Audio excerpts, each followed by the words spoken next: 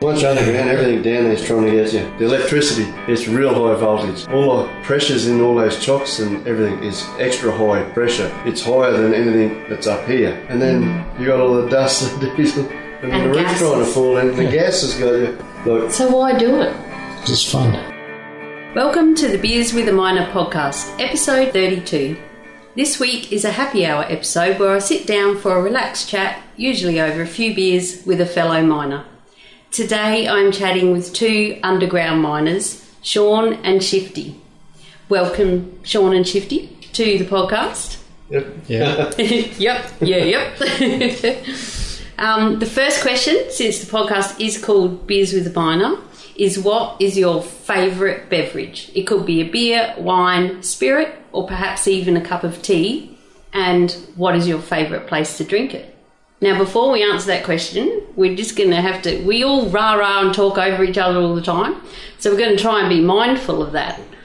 Aren't we, boys? We will. We will. You're up. Okay.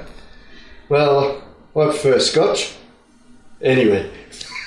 Scotch, anyway, you're easy, Shifty. I'm easy, cheap too. Yeah. So do you have it as a mixer or in a glass? I'll have it straight, mixed, with water, with ice. Anyway. Nice. Oh, so you're not fussy. Well, if it's good Scotch, I'll have it with more good Scotch. Oh, righto. So are you a bit of a Scotch connoisseur? Oh, yeah, I don't mind. What's your favourite one? Oh, I just love me Glenfiddich. Glenfiddich. Glenfiddich. Oh, Glenfiddich. Yeah. Oh, nice. And what about you, Sean? What's your favourite bev? Generally beer. Beer? Yeah, I'll drink pretty much anything but beer. Yep. What sort of beer? Back in NZ, I would drink Spates. Spades. Spates. Yeah. Is that S-P-A-T? S-P-E-I-G-H-T-S. Oh, all right, Spades. Yeah. Did you know that shit? No, I didn't. Over here, I'll pretty much just mix them up, whatever I feel like at the time. Yeah. Yeah, I don't really have any particular preference. I just happen to grab what's in the fridge.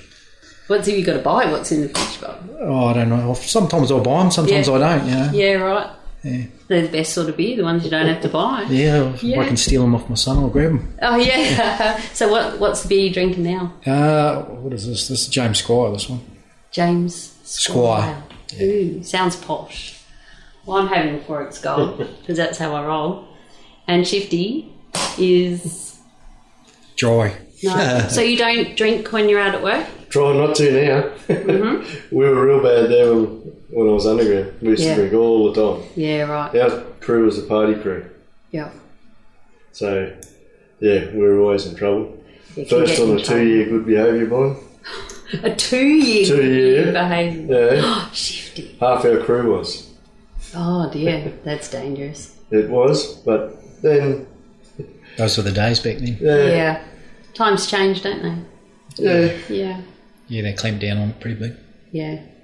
Lessons learned to get away with things before.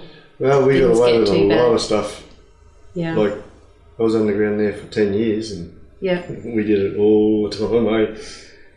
So how did you get into mining? Shifty? I was at a New Year's Eve party. Mm-hmm. And a bloke sitting down the end of the table was sitting there saying how they can't get fitters to go underground. Oh, right. And were you a fitter at the time? Yeah. Yeah. Yeah, I was a fitter at the mill. I've been there for 20 years. Yep. I was sitting at this party and he said they can't get fitters. And I said, bullshit. You know, like every application you put in, you never even hear back from them.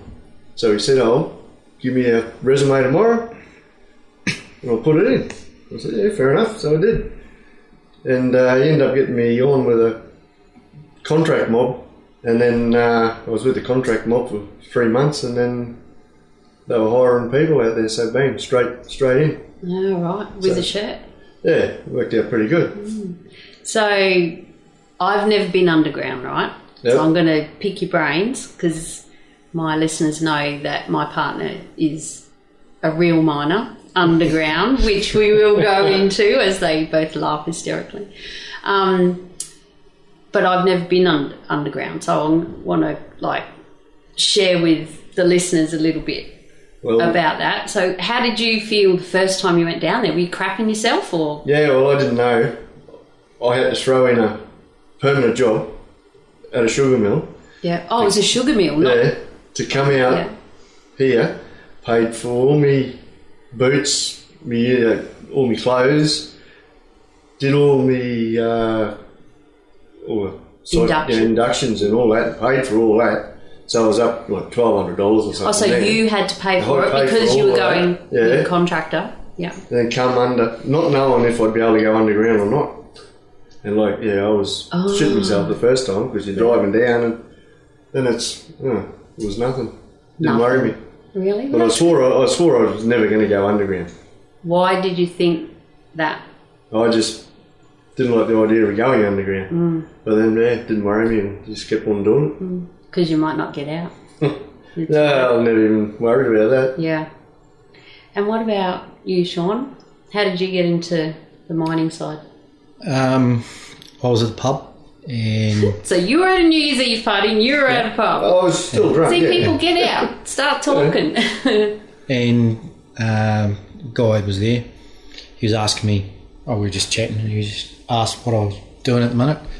And I'd just finished up working in the Middle East, and I said, I just don't know what I'm doing at the minute. And he said, well, some clean skin jobs out at the underground. Would you be interested in putting your name in? I said, I'll think about it. And he goes, well, here's a phone number, give the bloke a ring. So I gave him a ring and must have talked to him for maybe 30 seconds of that. And he pretty much just, to me, it sounded like he didn't really want anything to do with me. Oh, right. And he just said, whatever, just send your resume in to one of my HR people and we might get back to you. So next day, sent my resume in at 10:30 in the morning, and 5 o'clock that night I got a ring, asked if I wanted to come up for an interview, and that's pretty much when my mining career started. Yeah.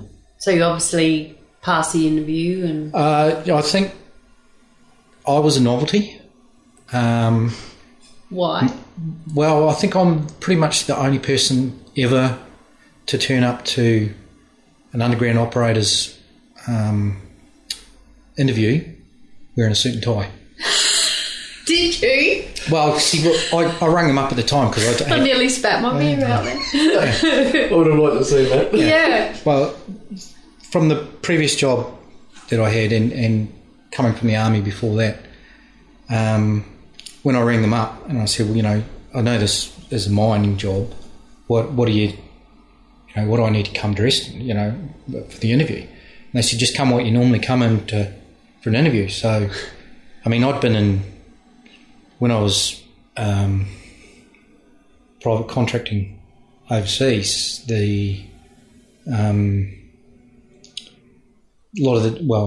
later on in a few of the jobs, it was managerial. So, that was what I did. Yep.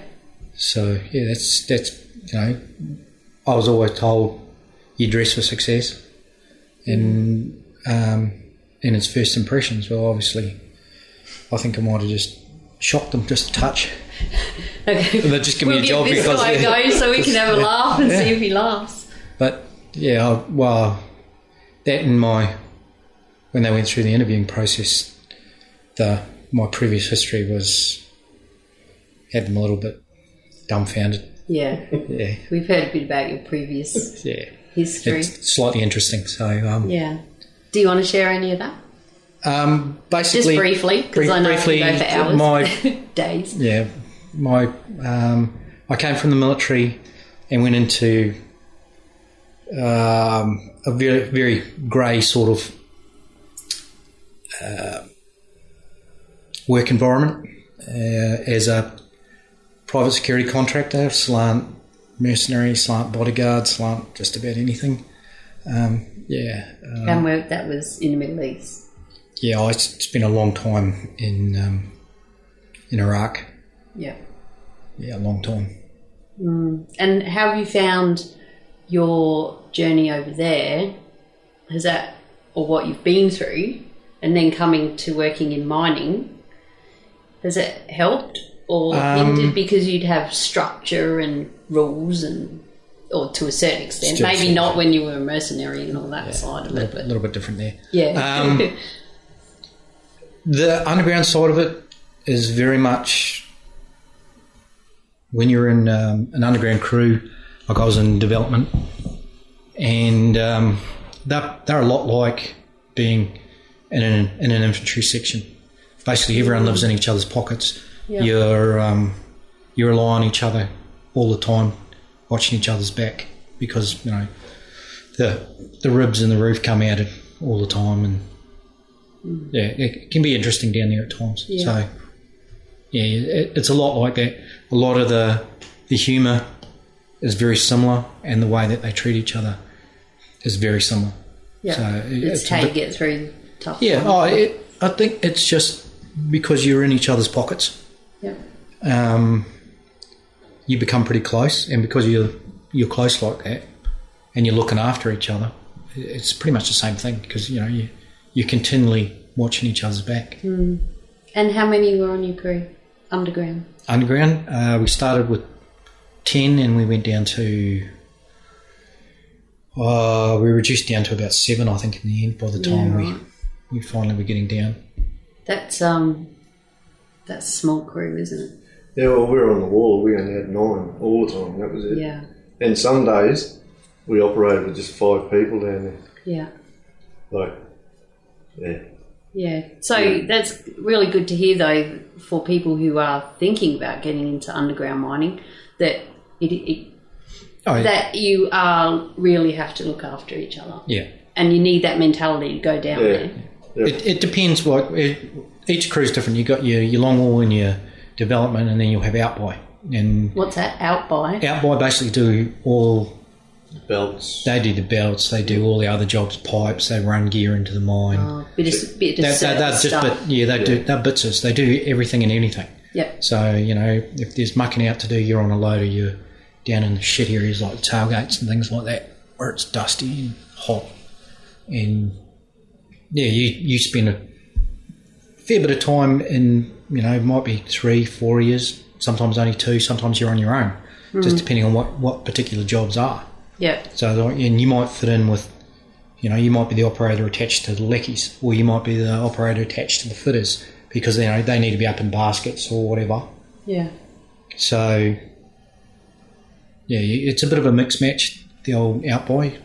Outboy can be a bit like, they're still a tight group, but they operate a little bit differently. Yeah, when you're under there, you've got to trust your operators. Yeah. There's not a great deal of room to muck around sometimes, and you tell him what to do, and he does it. He doesn't just, I think they want to go up and do it. He'll just sit you there have to be sure. Your pulse comms has to be on the ball. Because you look, when you got all that noise down there. So it's noisy? Oh, shit. Yeah. Is it? Yeah. I never even thought of noise. I just thought of dark. No. Is it dark, or is there lighting plants? If you turn your light off and put your hand in front of your face, you won't see you'll smack yourself in the nose before you see it. You won't see it at all. Light on your hard hat. Yeah. Basically, wherever you look, if you can think about the underground, it's more or less like a big corridor. It's a big dark corridor. Wherever you point your light, there's light. You can see it. But obviously, all your peripherals, it's black everywhere else. As soon as you turn your light out, the only thing that you got to know where you are is the air coming down the mine. Yeah. That tells you which way you're facing. That's why it's interesting when you might be the only one walking off to the crib room, and all of a sudden your light goes out. Yeah. Well, You don't know battery. you don't know where you are at all. You just sit there and wait for someone to walk past. Oh, true. Have you done that before, Chippy? It all depends, because your light, generally with the battery and your light, well, the ones that we had, even though that your light went out, you still could hit it and you'd get a couple of seconds which you can move to get yourself onto the ribs. Yeah. Once you're on the rib, you can just walk down the rib holding onto it. Yeah. And so the rib is a safe area? No, the ribs aren't safe. But the ribs are they're the ones that fall in, aren't they? But the ribs are a guideline. Yeah. Because once you can touch, following the screen. once you can touch that, So it's like in an emergency, if you can get to the ARS stations, there's the old walking, what do you call them? Bloody canes. It's like a big giant walking stick. So you can run that along the rib, or you can reach up and most mines are all the same. All their services, so all your pipes bringing in your water, air, and your wastewater all run down one side. Yep. So if you reach up, you can hit them. So as you walk along, you just keep tapping them, so you know exactly where you are. And they all run to the main travel road. Once they get to the main travel road, you've got that much wind coming down there. All you have to do is turn into it and face. Once it's hitting you in the face, you're in the right direction. You just keep going. All depends where you want to go, but yeah, assuming you're heading but if your light's out, you want to go out. Yeah, you want to go out. Yeah. Wow. So, what was it like for you the first time you went down, Sean? I'd been in caves and tunnels and things like that before, so I suppose. I sort of had a little bit of I sort of had an idea what was coming. I thought it was, when I first went in, I had no idea what all the ropes on the roof were. They were all just hanging down and you could just see the strings, so I had no idea. What are they for? They just tie up all the cables and bits and pieces. There's cables, you just tie them up, and then when they change them, they just cut them down. Everything just stays there.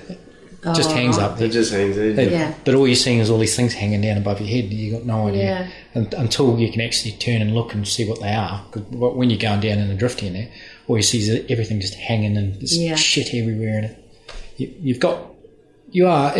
When you first go down, you're completely lost. You got no idea. But then it doesn't take long to figure it all. Most of it out. You know where most things are going. And it's like anywhere. It's all signposted. So. Oh, there's signs under there? Yeah. So, can you explain to the listener what a drifty is? Because I remember when the real miner said he was working on a drifty, I'm like, what the fuck's a drifty? Because what do you mean you don't know what that is? Well, drifty is basically a man carrier. So. Or a woman carrier. People carrier. You fit 2 people in the front, and is it 8? Depends whether you're in a PJB or a drifter. 7 in the back, in a PJB, and up to 12 in a drift runner. Yeah. And they're really low. It depends on the mine. Like our mine we had pretty high roofs really. So, and we had fairly wide roadways. So we were actually quite lucky as opposed to some places. I mean, you can, if you look on, when they show those Yank ones, they're all low and flat to the ground. They're it's hard to stand up. But we had shitloads of room. Yeah, our seam was 4.2 metres high. Yeah, right. So that's what we cut out at. And do the drifties, they don't have windows, do they? Front they have window. like cages? Is it kind of like... It's all caged, but your front windows are glass. Yeah. And some of them have got a mesh in between the 2 glasses too, so you can get the nice cool breeze coming straight through when you're coming up the drift. Got to look after the real ones. Tie the deputy in. So the deputy is like an OC. Oh, right, in charge of. Yeah, he runs. They're in charge. So you'll have, except whereas Open Cut you've got one OCE. I'll just interrupt. OC is a open cut examiner. Yep. And a deputy is basically the same, but underground. It's exactly the same, but underground. Except you've got one for any panel that's working. So so not for the whole underground mine. Each panel has a different deputy. Each panel has a different deputy, and basically they've got their own zone, and then you'll have your out-by deputies, and they'll cover the rest of the mine. So they do all those inspections on the outside. Yeah, right. All those other areas, because if you're in a development, they only go as far back as the auxiliary fan, basically. Yeah. So they got all statutory declarations and everything, and checks and everything they got to do. Yep. So they're looking after your health and safety as well. Yeah. They look after the mining side up the front. Yeah. They don't look after what's behind them. And anyone that comes in, the deputy can send them out of his panel even if it's a manager. He's got the thing. He has the authority. Yeah. Get out, you clown. Yeah. Well, same as the minor driver. If you come up to the back of the minor, and what you have to do is you have to come up behind the back of the minor, wait outside the no-go zones, give him a wave with your light, get his attention, and when he's ready for you to come up, he'll wave you up with his light. Mm-hmm. Now, if he doesn't wave you up, you cannot get on that minor. If you go up onto that minor, he will fuck you off. Right. And you're not getting back on it. So that's the pos-cons is the wave of the light. Yeah, well, if you get a circle... No, 2 ways. Or if you get a circle with your thing, that's come here. Yeah. And like up and down, yeah, and sideways, no. Yeah. No. That's it. Because you can't... There's that much noise down there. You can yell as much as you like. You're not going to hear nothing. Oh, my God. So I didn't even think of noise. Yeah. Why didn't I think of noise? Yeah. So can you explain what a miner is? It's not a person. It's a machine. It's a machine. Well you've got... We're miners. Yeah. In our case, you've got... There's beers with a miner. A continuous miner. Basically, it's just a big... I don't know how you explain a continuous miner. It's basically a big spinning freaking...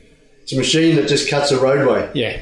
It just goes straight forward. And it just spits the coal out. Up and down, and chews it out, and it drops it down, and then it's got like little gathering arms that pull it in, put it on a conveyor, and it throws it out on the tail into a shuttle car, and the shuttle car will then run it back to the belt.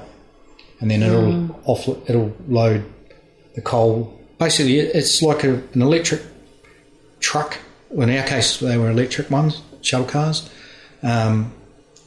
They're on a retractable cable, so you drive away from the boot end, where the boot end's where at the end of your conveyor belt, and you drive away from that. Cable pulls out behind you.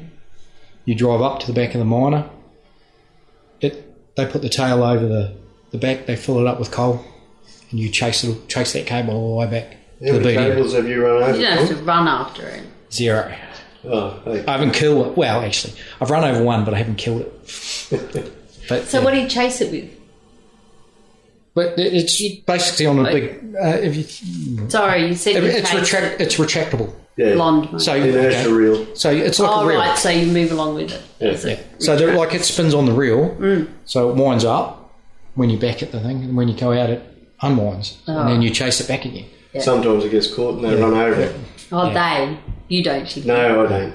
Fitters don't operate them. Oh, right. You just fix No, I was only on the long wall. I never made it over the development. Yeah. It gets a little bit... Like the shuttle car's an interesting thing, because when you drive away from the boot end, Sorry, interrupt. What's the boot end? The boot end is at it's the end of the belt system. It's the end of the belt system. Ah, right. Where they can load all the coal in. Yeah. So it's basically like a pulley system at the back end, where it runs around the pulley and goes back up again. Yeah. And it's got it's a bit like an impact station as well, so that you can drop coal straight onto the belt without it knocking the belt all over the place, and then it runs off track, and then you're throwing coal everywhere. So when you go away from the boot end, the shuttle car, you've got to drive it. It's 4-wheel steering, so wherever you turn, all the wheels go. 4 wheels. Yeah, cool.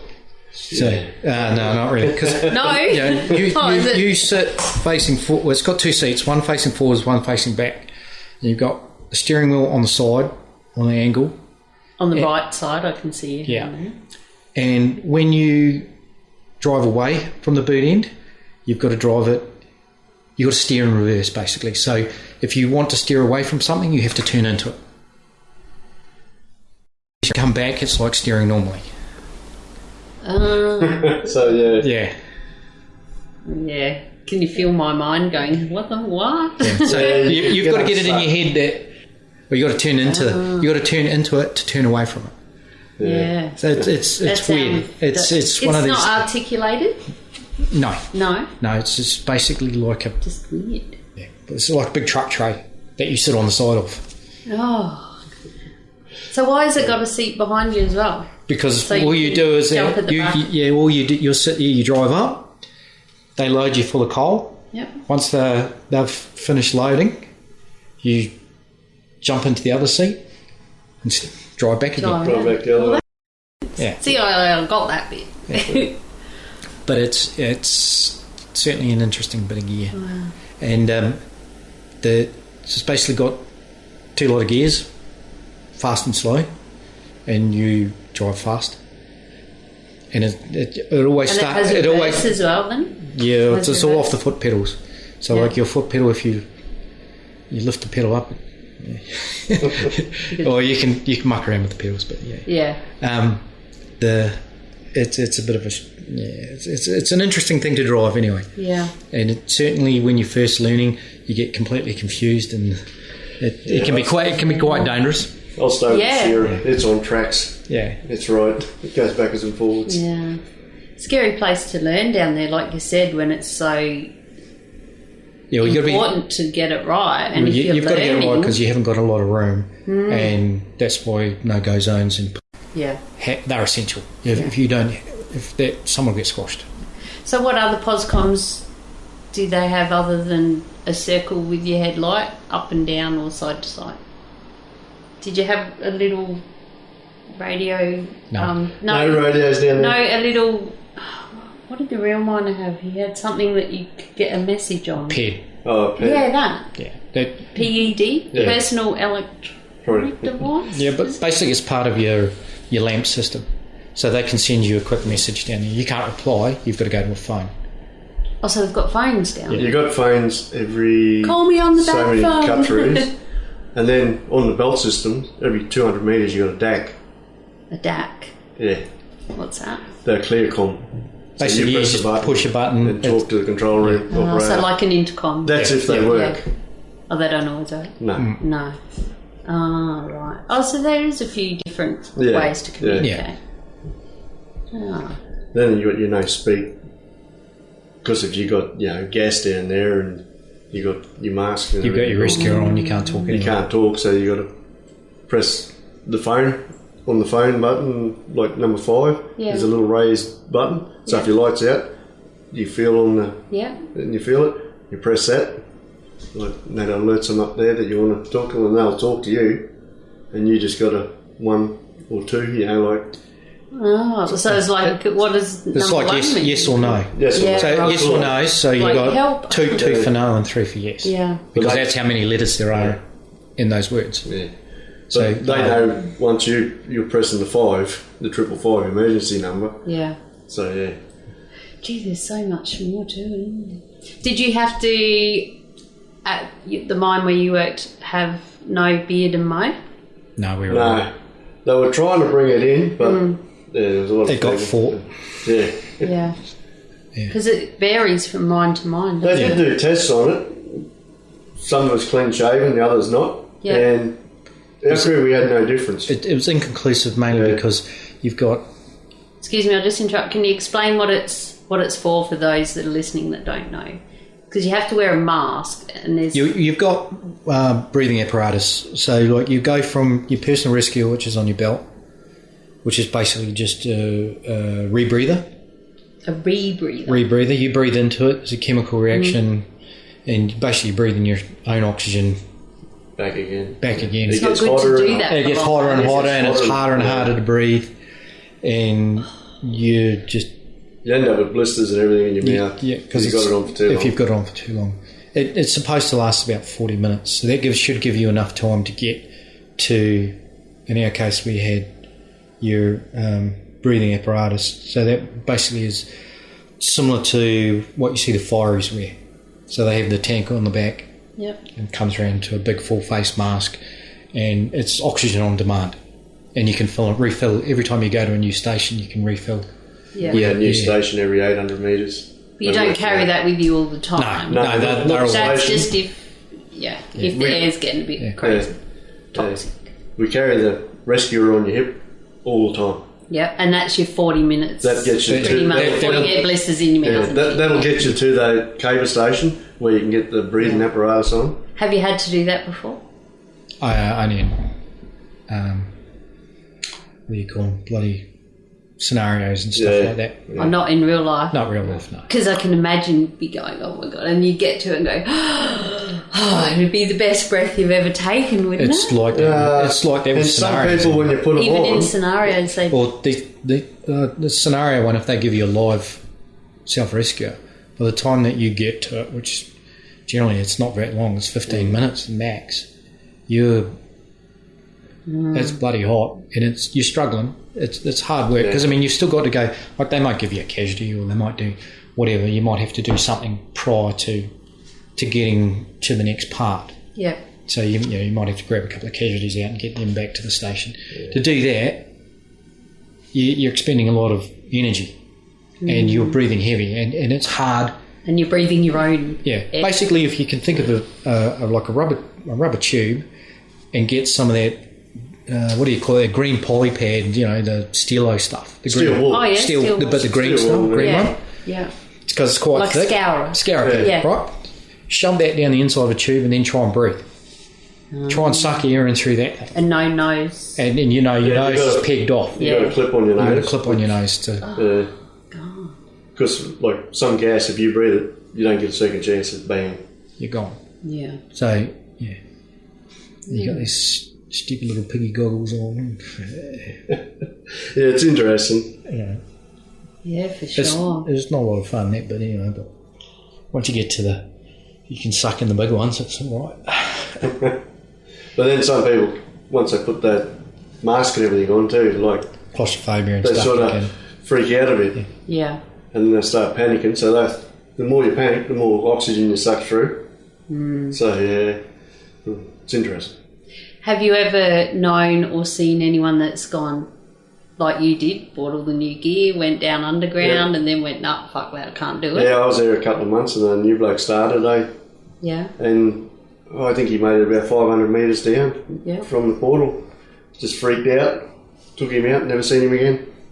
Oh, really? And then we had a old bloke, been mining for 30 years, and then something just clicked, and he was only down 2 cut-throughs, and that was it. He had to get out and never come back either. So, And he'd been doing it for he'd 30 been doing it years. for 30 years, and all of a something sudden- just clicked in him, mate. Wow. Time to retire and go Well, fishing. yeah. Ah. So what did you struggle with the most when you first started down there? When you were green and learning or didn't know what was happening? What was your hardest challenge? Because everyone has something at the start. We all start, we don't know what we're doing, and I like to share these stories so new people who are listening get an idea that, you can overcome these things, or you can go, yeah, no, it's not for me, I'm not doing that. I think mine was the terminologies. Like, I didn't have a clue what the hell they were talking about. And basically, or what I really needed to be, that a lot of the people that were clean skins that were going down there, they were contractors. So they had no idea what they were doing. Yeah. Mine was shooting people. That's what I used to do. It's a... Bang. Yeah, it's a... You know that. Yeah, we wouldn't let him shoot us. Yeah, bad guy. Yeah. Get him. But see, going from that sort of environment to being underground and having no clue whatsoever. They're talking about different types of cables. I'm all looking at it. They all just look like spaghetti to me. And then they're going, it's a retic cable. I go, what the fuck is a retic cable? I've got no idea. Yeah. Not a clue. Yeah. And they're all expecting you to know because everybody else that is a clean skin down there has been a contractor. So they So all not know. a true clean skin. Well, no, they're a clean skin as a shirt. But they got a contractor who was, maybe they were working for, one of the other mobs who, they might be doing ventilation or something like that. They're not. So they knew they're the not, underground yeah, terminology. they're new to development. Or Whereas new you to- were a true clean skin. Yeah, I had not to the industry. Yeah, I had Yeah. no clue Got you. whatsoever what the hell was going on down there. So how did you get through it? Did you write notes or lists or No, do you have just memory things? How did you do that? ended up, I suppose, I got sort of quite lucky with a couple of people who sort of mentored me through as in even a couple of the other clean skins that were there, that you sort of just follow along and you ask questions. Because, you know, it's like they say, the only dumb questions when not asked. And, you know, it's as stupid as it sometimes seems, sometimes the guys who'd been down there for years, they didn't know what it was either. They know what it does, what it looks like. They don't actually know what it's why. Yeah. And once you start asking questions, and I was like, oh yeah. And then they can explain the processes. Well, we're doing this because of this, and then you can see where it follows from there. Because a lot of the time, when you first start off, you start off in sort of the out-by jobs, so you learn all you get all the shitty little jobs out the back sort of thing. And you just pop down underground, so you're doing, pop back out. Well, you're doing, like, you know, they'll put you down there and you'll be pulling cables or doing pipes or, you know, things like that. And you don't really know what the hell you're doing or what it's even for. And then that's where you've got to ask. So, and understanding about why things are happening. So, like, we put in a pressure reducer. I had no idea why we were putting a pressure reducer in or what it was even for. I knew, like, obviously, what it sounds like. Pressure reducer, reduce the pressure. Why though? What? Yeah. And to then help your air quality? No, it's for water. Not for the water, see? Because you're going down underground, you're going down and getting a bigger head on it, so there's more pressure in the pipe. So when that blows them all apart. When that water gets further down to like the minor or to the long wall, they're only designed to have a certain amount of pressure. And as soon as you put too much pressure in there, you start blowing them all to bits. So that's not blowing seals and things like that. Yeah. And then they've got water flooding the place, and water is not something that you want underground. No. But like you said before, you just pop in and out. No. You don't pop in and out. Once you go down with the crew in the morning, you're there until you come out. Yeah. 9 times out of 10. Even the other people that are doing all the different jobs. A lot of them That's get who to, I meant. Yeah, they get to come. Well, it depends. Some of them get to go up and down, like your fitters and your leakies and that. They're always in and out because they've got to go get parts. Because half the time they don't know what they're walking into until they get in there. Yeah. And so they'll get given, right, this is what the job is, or this is what's happened. They'll get down there and they'll go, nah, we need this. So up they pop it. So they're like little corks. Well, used to be little corks. They are. Fitters a corpse. Did you hear that, you real wrong? Over with the long wall, I had a supervisor upstairs, so I called him up and get him to send the stuff down so I could, you know, just keep working on it. Right. And he was getting it, so he knew what I was on about. Yeah. Because he was a long wall fitter to start with as well. Because it can take you quite a while to come out from it right down the bottom of the pit. An hour at least. It just depends. Really? Yeah, it just depends where you are in the pit, what traffic's going in and out. So, like, if there's you know, a heavy load or something that's coming in and out, you're stuck. No one's going anywhere. No, you got to wait till he comes past. So is it double lengths? No. No. Bloody hell! You've got to pull into a cut through to let somebody go past, and then you come out and keep going. So every 100 metres we got a cut through where you can. That's right. I knew that. Yeah. Do you want a beer, Shifty? Oh, we'll flog them if you will. Do you want one, Sean? You good? Yeah, I'm good. Now for a word from our sponsor. Welcome Julia Hartman and the Bantax Accounting Group to Team Mad Mumsy. Julia is my awesome accountant. She has written 2 books with financial expert Noel Whittaker and has a passion to help us miners make the most out of our hard-earned cash. Head to bantax.com.au/miners. That's BANTACS to download your free miners booklet and a spreadsheet that will help you calculate the weight of your tools you need for your job. Why, you ask? Well, you might be able to hitchhike a ride with them and claim your trips to work. Sounds confusing? Not at all. Just head over to bantax.com.au and let Julia and the team help you out. You will also find loads of free information and advice on property investing if you plan to really do some great things with your money. Again, that's bantax.com.au/miners and tell them Mad Mumsy sent you. But like, you go down there, your crib room, I was telling the boys at work, they just can't believe. The crib room there at work, like, it's just a bench and that's where you sit underground. You get vehicles driving past you, so there's fumes, the dust. You get the loader right against you. Yeah, the noise from the loader screaming its motor, you know, And is there a kettle? No. No bloody kettle. There's I couldn't believe it. No toaster. No. Microwave. Some underground mines do have those sort of things, but not ours. Ours didn't have. No air conditioning. Hang on. Cheers, guys. Tough. And if you're out by, you may not get crib room. So, like, the closest you'll get, like, if you're working in a tailgate and that, you'll come out into fresh air because, like I said, it's hot and it's dusty and it is crap in there. And you'll come out of there and you'll be black as the ace of spades coming out of there because anything you touch in a tailgate is... Even on the long wall. Yeah, it's shit. So did you guys have the eyeliner look? Oh, yeah. We were down the mess one night, our crew went in and we're sitting there eating and there was a new girl in at the mess and I got up to go and get something and she come over to me and said, "Oh, is that a new club you're with?" And one of the other girls had to explain that we were underground and that's just how it is.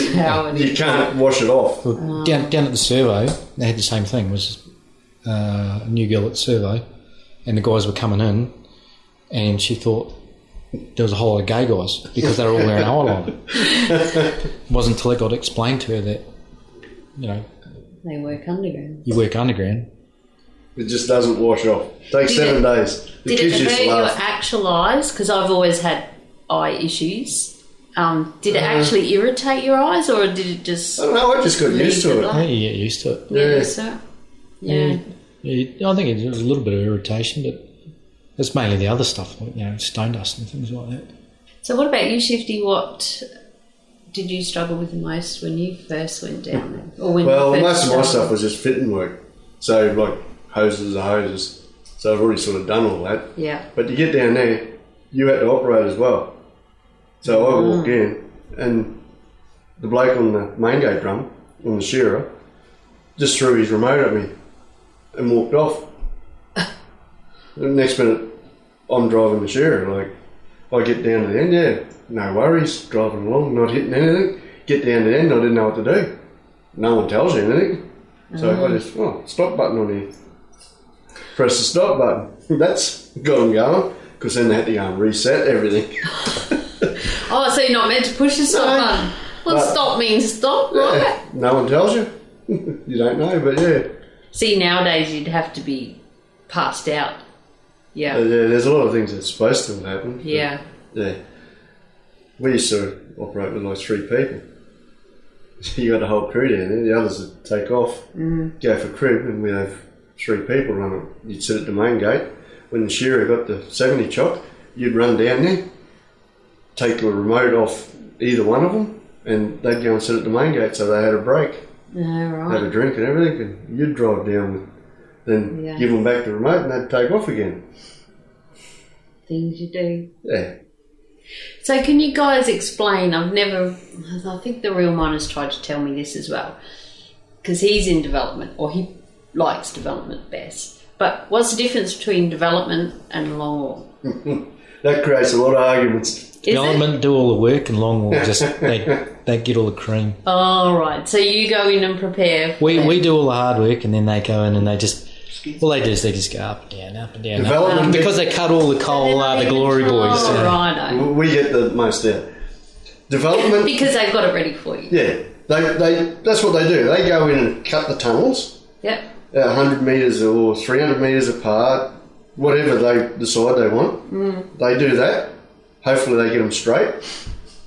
Because that gives us... Sometimes they don't. No, sometimes they don't, and that gives us a hard time when you're trying to drive down it. But yeah, and then we go in, like once the wall's set up, we take that big block of coal out. Like 300 metre face, and you just walk backwards and forwards. Every time you go up and back, you advance like 800 mil.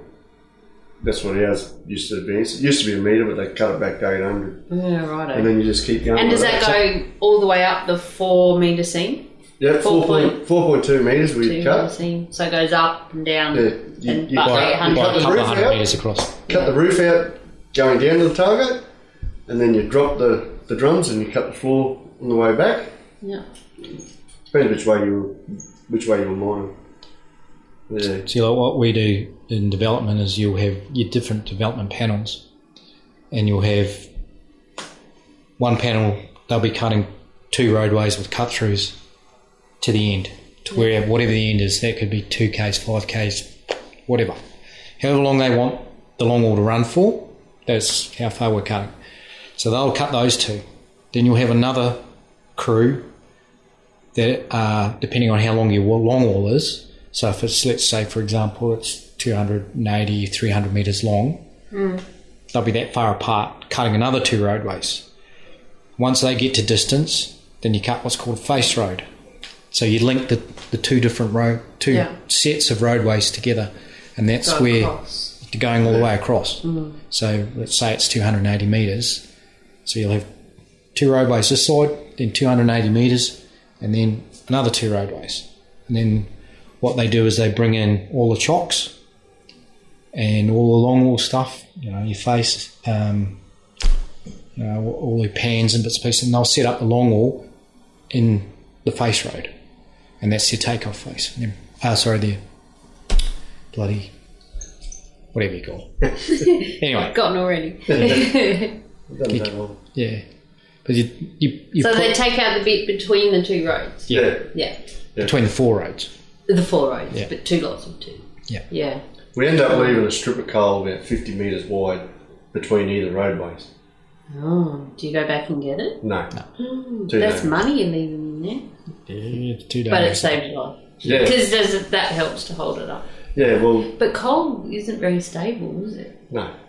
It blows out a bit. Yeah. Yeah. And then you get floor heave. Well, I know some. Massive floor heave. We had heaps of floor here. That's only 2 metres. The floor had just come up. But it was getting right up to only nearly choking, It was 500 mil Yeah. by the end of it. choking it right off, so you've got no airflow through it. In the long wall, you needed airflow. Down, past all the chocks and out. Take all the gas and the All the dust gas and away. dust and everything. If there was no airflow, we had to get out. See, We had a few I've fall in, seen cave-ins floor there. heaves in the open cut. You probably haven't seen that yet.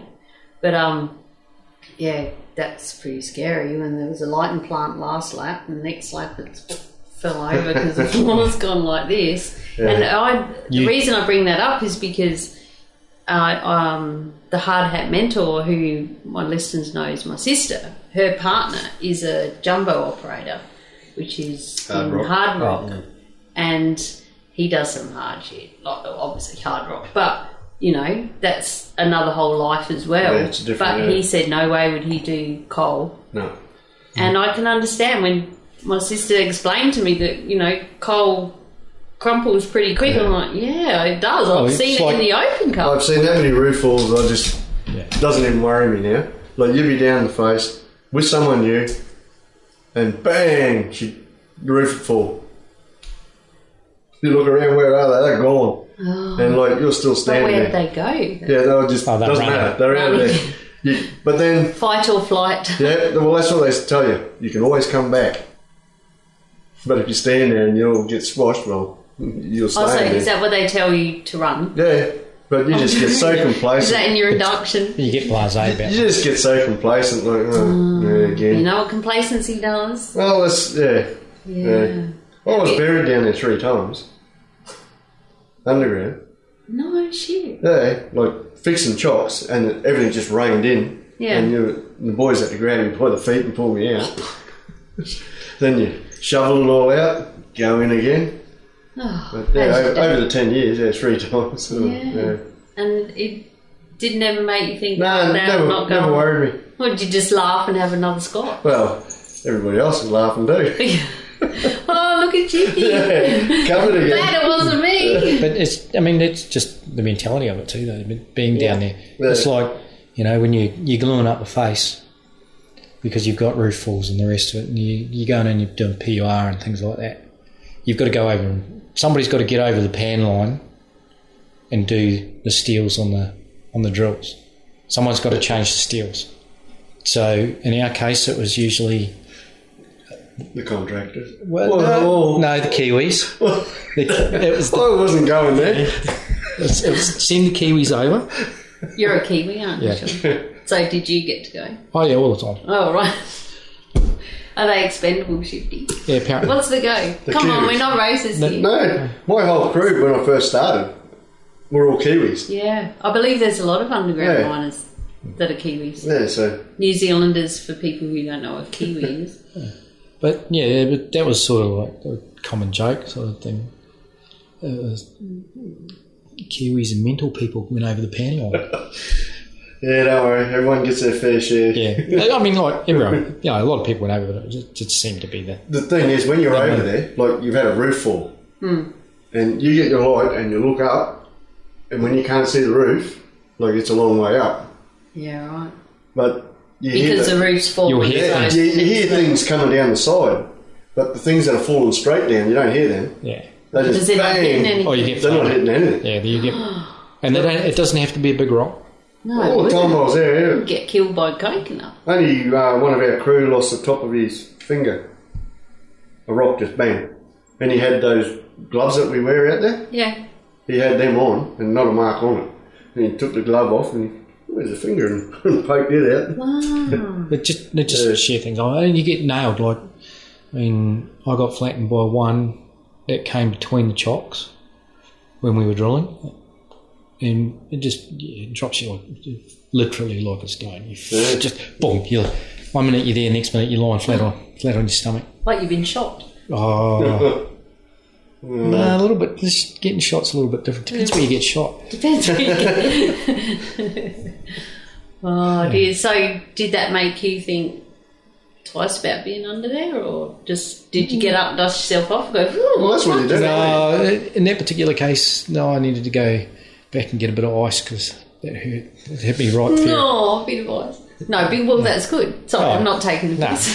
but I got Well, I would have. in that particular case. I did actually look up at the last second and threw my hand up, which sort of deflected it away from my face and into my back, which it flattened me.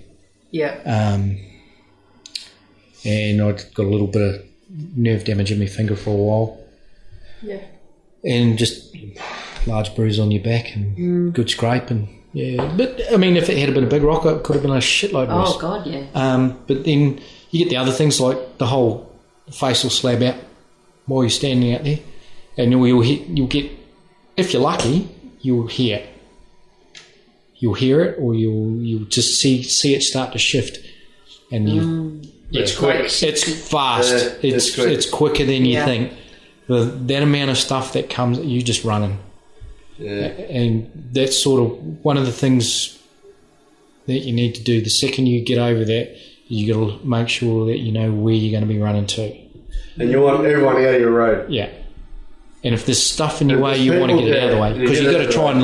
and go over the top of the pan line or down the pan line as Yeah. fast as you can. Yeah. And everyone knows that, so they keep out of the road. Yeah. They don't. Everyone come and has a look to see what's going on. You know, like Yeah. get Right. out of here. We're doing Yeah. something. So yeah. Yeah. But, But even like I had a bloke, new fitter working with me, changing picks on the shearer, and we were side by side. Well, it's close to Sean and I am here, and the roof fell. And luckily, that he copped the brunt of it. It hit him in the head, Lucky and for he you. knocked me out of the road. Oh. But the slab was only 6 foot long, by about 500 wide, by about 200 thick. That's still decent. I knocked him clean out. Only. So I had to drag him over the pan line, and then they crucified him. Why? Oh, because it was his fault.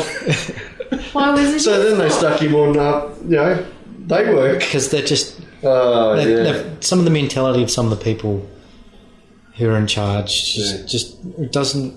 It's not realistic.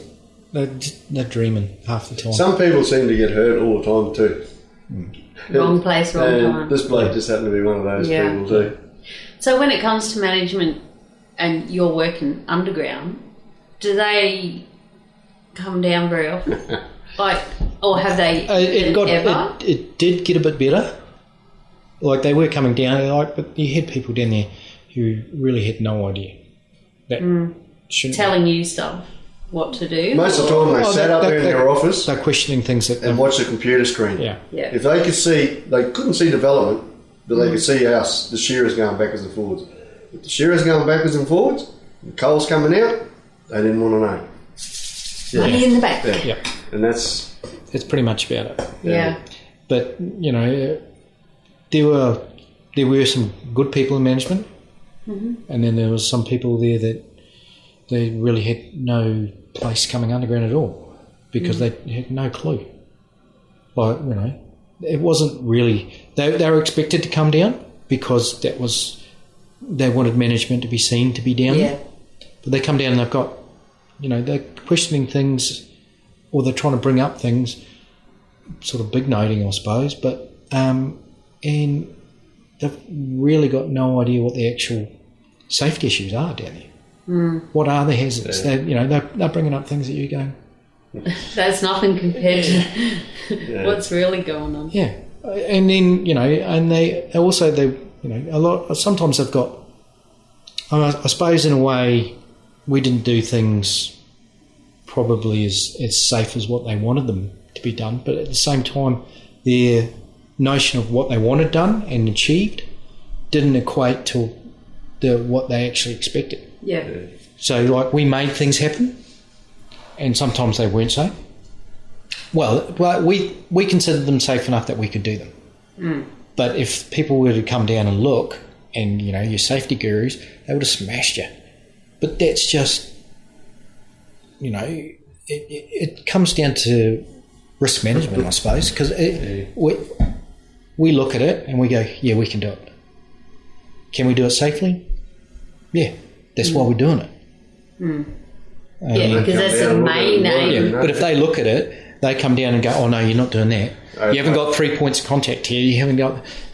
Get fucked. We can't get the thing done. If you want us to do it that way, we're going to be writing JSAs and things like that. We're going to be here forever to get one little job done that will take us 10 minutes if you turn your back. But you're still doing it in a way that you felt comfortable and we were doing it looking after each other. Yeah. Because you wouldn't... No, there's no way you put somebody at risk. Yeah. Well, you wouldn't put yourself at risk because at the end of the day, we all need a job. Yeah. We all need the coin coming in. And the first thing that they start to do as soon as you start hurting yourselves is they start looking to crucify you, see what you did wrong. It's always you. You did something wrong. Yeah. That seems to be the way they looked at us. It was never, what a slag fell out the roof. Yeah. Yeah. What did we need to make it, safer? Yeah.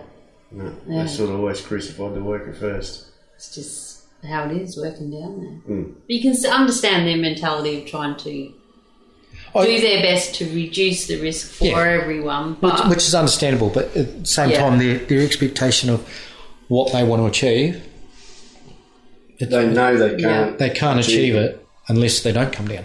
Yeah. Yeah.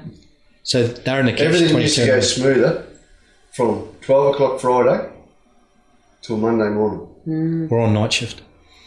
No All the bosses bosses are around. gone, No bosses. everything's set, and we used to cut the most coal. And then they'd come in Monday, and they're all high-fiving each other. Oh, we cut this much coal. You just weren't even here. We did. Yeah. We're a team. Yeah. When we want to be, otherwise it's you. Yeah. You lot down there. You're at fault. Do your That's job. exactly right. So, if someone listening was thinking about going underground, what is the biggest thing you would want them to know from your experience before they go down there? What's just one thing? Okay. With me, everything's manual. If you got to put oil in a shearer, you're carrying 20-litre drums down the face, a couple of 100 metres on your shoulder, and you might have to take 200 litres down. So you're carting all that down. If anything's got to get done, it's chain block and backwards and forwards. It's a lot of hard, heavy. Everything underground is heavy. Yeah. There is not a single thing down there except a shovel that's not heavy. And that's actually a shovel. Like Yeah, a gun because as soon as the wall falls in and the chocks get buried, you're digging. And So the minute what are they move chocks? them, I'm not quite sure what the roof chocks supports. Oh, right. So, yeah. So they're important. Yeah. Oh, yeah. They keep the roof up. That's why she goes down when the chocks get buried. Right, I got you now. Anything that falls down in front of the chocks, the only way for it to go is it's got to go out the belt, or it's got to be manually lifted and try to put through the chocks. You got to gap. Or thrown back onto the belt, onto or the chain. throw it over that side, get the chain running again, and then put it all back on bit by bit so it goes out. Because generally what can happen is, like if the face falls in or the roof falls in, you can get that much weight on the chain can't pull. Just It won't move at all. So the only way you can move the chain is to dig it out, which means the only place you can throw it is on the other side, so back on under the chocks. Yeah. So you're basically burying your chocks to get the chain moving. As soon as you've got the chain moving, you got to pick all that up, throw it back the other way. Oh, you can unbury the chock. Yeah. So, and the same thing as if you bury the chocks and it's in fines and things like that, is that once you dig it out, to get it to move, then your chock might move, but when they move, they've got to drop it to move it. As soon as they drop it, it buries it again. So you can spend You just days, shovel all that, and it's gone for nothing. You could spend hours and hours down there shoveling, for example, My first year we 10 or 20 chocks, you might spend literally hours down there. The first time they move it, they bury it again, and you're back to square one. It looks like you might clear it down, 1.5 meters. You might take it down, so it's back to the normal floor. And the first time they move it, bury it back to 1 meter again. So you've basically, it's Groundhog Day and you start again. Oh, my and so you've got to be fit then. a lot of the stuff you've got to, and a lot of it's teamwork, because you got to be changing around all the time, because it's hard work. So and some of the stuff you can't, once you're buried in amongst the chocks trying to pull stuff out. So you got shovels and picks and pelican picks and things like that. So you're dragging it out and you're dragging it into buckets. Then you pass the bucket to old mate. He throws it over the top and go back, fill it up again. The black and white movie. Yeah, exactly like that. England. But that's the only way you can move it, because No, it's interesting. it's We did that for months when I first went underground. Like, we never moved. The crib room stayed in the one spot, because every time we went to move again, it'd just fall in. And we did that for would have been nearly 6 months. And you had to do it even as a fitter. Yep. It was all in. It's one and all. Everybody. They bring down everybody from upstairs that comes down. Before they shut the place, the last four, Management they down had there in all there. the staff, secretaries, everybody. Really? Yep. They're not down there for very long, but they do come down. Yeah. I'll move that little bit of cotton. Yeah, well, I'm dirty. I'm that's right. But It's like anything. Whenever they can find a job, they're finding one to, like I said, they're corks. They just pop back up to the surface. Just got to pop back up. Yeah, just got to pop back up to the surface for Yeah. this. Yeah, righto. Yeah, we won't see you again.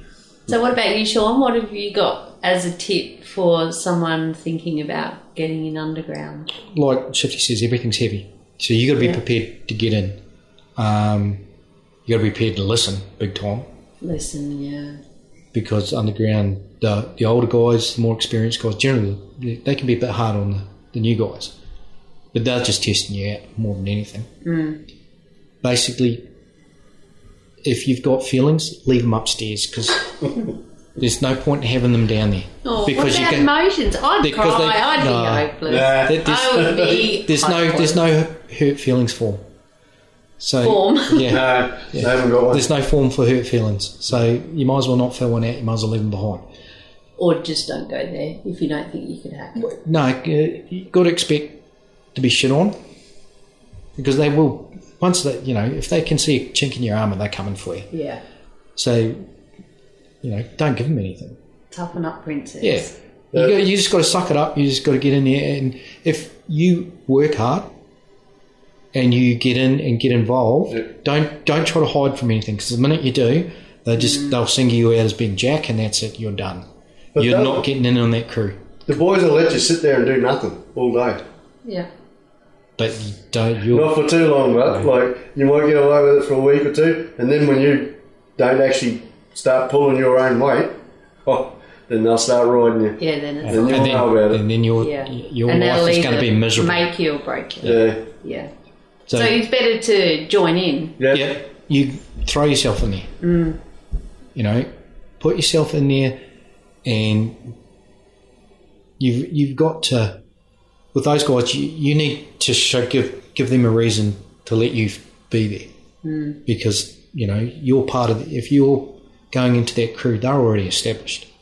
You have to give them something to trust, and if you don't do that, and you don't show that you're willing to muck in with every single one of them and all the shitty jobs, because it is down there, especially in development, it is muddy, it is shit, it is hot. You know, you will be wet more or less from the minute you get in there some days. And you've just got to get in and give it a go. I guess too, having such small crews, like you say, they're tight-knit, one person come in. Yeah. I just spoke about that yesterday in the podcast I recorded, but yeah, it can just change the whole dynamics. Yeah. If you don't pull your weight, then somebody else has got to. I'd honestly like to take a few of the Open Cup boys down into that environment and see what happens. We've got to we might move on to that. I just wanted to ask before we move on to my real mining, landscape gardening, gravel scratches, bring it on. Were there any women down there when you were down there? Yeah. Yeah. What did they do? Electricians. Mainly, electricians and geos. Yeah, that's what the real miner said. That's what. Yeah, you get a lot of them are geos, and there's a few. I think we had three electricians. Yeah. Yep. And they do all right? Did they muck in and join in with the blokes? Yeah, they do. And to a point, it's like I said, everything's extremely heavy. So at times, it's too heavy. Yeah. I mean, for some blokes down there, it's too heavy. Yeah. And again, it makes it difficult when you can't, you know, if you're paired up with, be it a guy or a girl, doesn't really matter. That just can't. Who can't physically keep up, because then you've got to try and do twice as much, and you've got more chance of hurting yourself because you'll get, there's, you know, a number of times down there you'll get lazy pricks who they'll go, oh no, I've just got a bit of a sore back, and they'll pile out of work, but they do it all the time, and that's just, you just get the shits. You don't want to work with them. Yeah. So you try everything you can to arsehole them out of your crew. Find a way to get rid of them, because you need, like I said, you've got to have that other guy's back, and be that a girl or a guy. I mean, it doesn't really matter. And we had a couple of girls that came down, and they wanted to get up and they wanted to get on the miner and get up drilling and all the rest of it. By all means, get into it. Yeah. And you know, they did all right up there. There was no issues with that. And I mean, obviously it's pretty physical up there. I mean, so it's physical even in the machines. Yeah. Oh yeah. Oh yeah. Yeah. Well, because you still throw them. I think that it's no air conditioning machine. No. Fuck. No air conditioners down there. No radios. Copy workshop. The aircons are not working. That was a blowout. There's no such thing as that. As soon as I come to the open cut, I see that. Not even the in the aircon's machine. not working. Stand it down. Hang on, the radio's not working. No, it's all open. Yeah. So, like, if you smack into a rib, you're going to bury yourself in coal. It's all coming straight in on you. Oh, gosh. Yeah, no. All right. It's a different world. We'll move on to the gravel scratching side of the situation. So, long story short, the mine where you were working underground has closed. Yep. And you were offered the choice to come across to the open cut. Yep, that's which true. is what you chose to do. Did everyone do that, or no? A lot of people left. Yeah, well, I mean, you had the redundancy option. Yep. You could apply for the open cut, which because there were no underground jobs if you wanted to stay with the company, unless you were one of the chosen. And so you know, that's what they had on offer. There was limited positions. You applied. If you were lucky enough, you stayed with the company. And I mean, in this particular time, it doesn't really matter what job you've got as long as you've got a job. Yeah. And I mean, you don't have to fight all those other people who have been made redundant and they're all in contract jobs. And you've still got a shirt. And you've still got a shirt. That's the main one. Yeah. Did you have to have an interview? Yeah. You did? Yeah, And To see if you were cut out to be a gravel scratcher. The real weird thing is, I look at the mix of us that came over, and we're all totally different. I don't know how they picked who to have, especially out of all the underground. I mean, there was a lot of people put in for them. Yeah, right. But not everyone got it. But not everyone. What was there? 12 of us, or 9 actually, because 3 of them already had a job at the wash plant. So. Yeah, right. Yeah. So let's talk about the differences, the biggest difference. Let's start off with that. From everything you've just described to now working, will you explain to the listeners what you actually do now? Drive trucks. Yeah? Yeah, well, that's what I do. But Drive round and round in circles. I knew what my job was underground, as a fitter underground.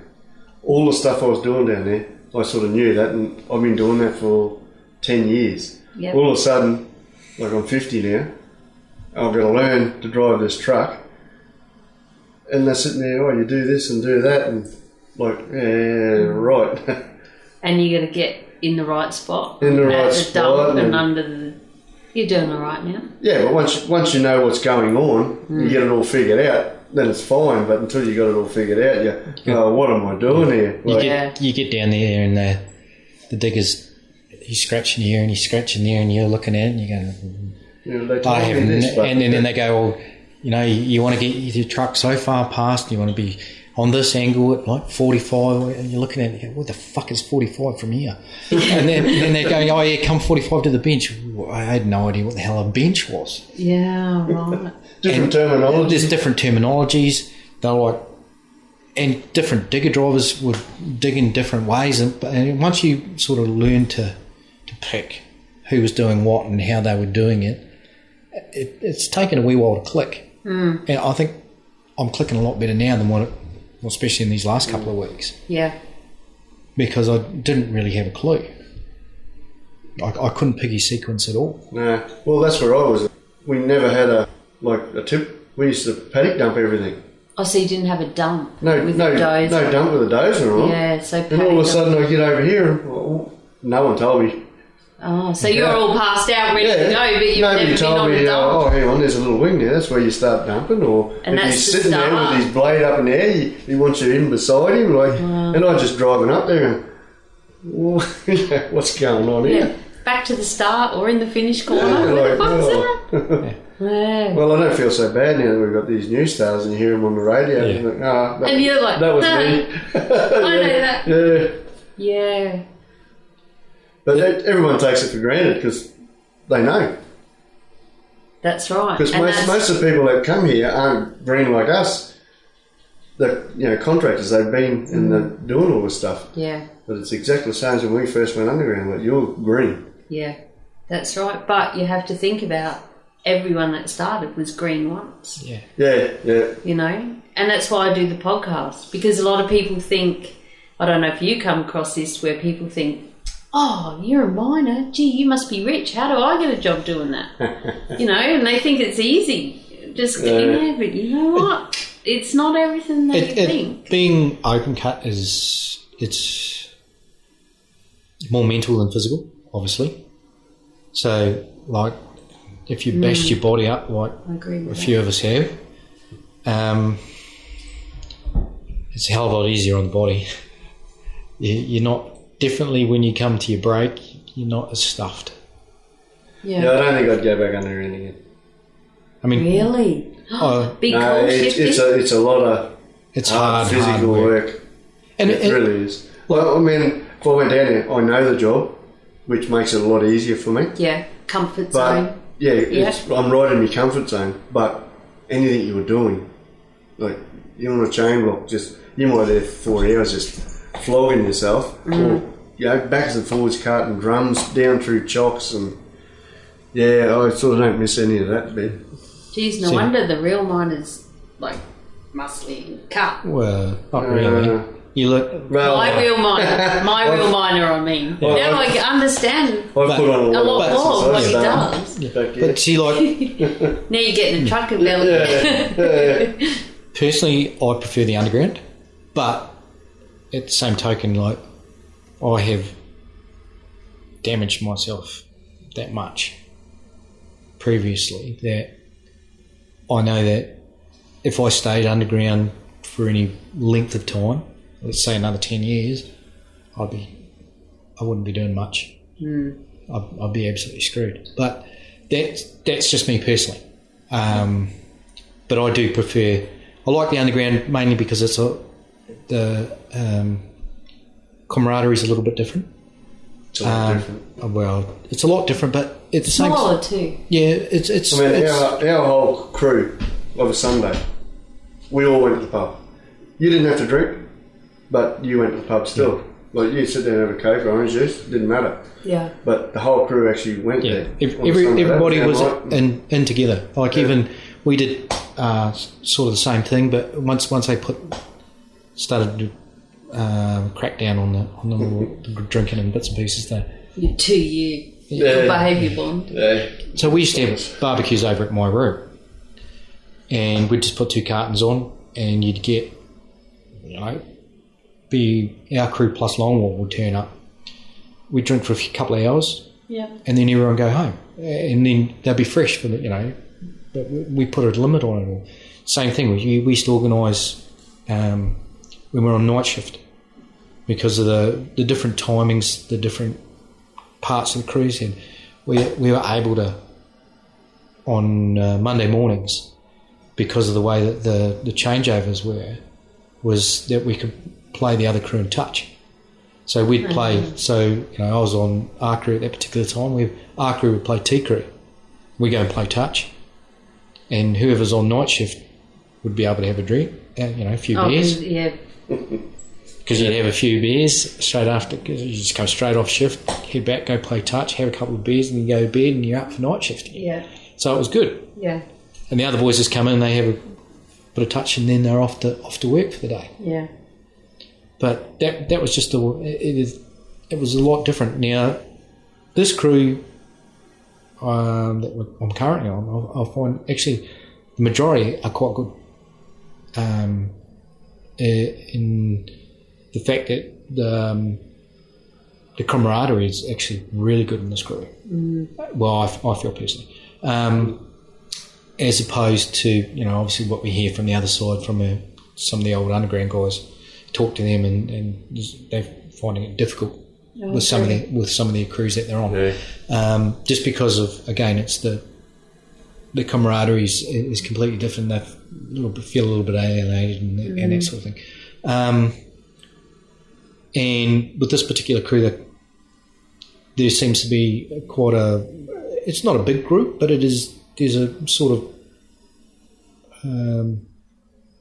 a fairly large sort of part of it that are quite sporty, so they'll organise all sorts of different things, like squash and tennis and touch footy and that sort of thing. So they'll get a few things going. Yeah. And they'll invite everyone. If people don't want to show up, well, that's their thing. That's right. But they're trying to get more, everyone. And they try to get a sort of a crew environment happening. Yeah. And you'll find with that particular group of people, they're a lot closer probably within the crew than the others. What I found with this crew, you can ask them and they will tell you. Like, well, no, on the other crew, the boys were having trouble because no one would tell them anything. Oh, see, and that's the thing, and for those of you who are listening who are already working in the mines, maybe you've been doing it for 30 years yourself, help people out. It doesn't hurt. What if it was your kid? What if it was your kid who started, or or your mum or something? That's what I always say. You'd want people to be helping them, not making their life worse.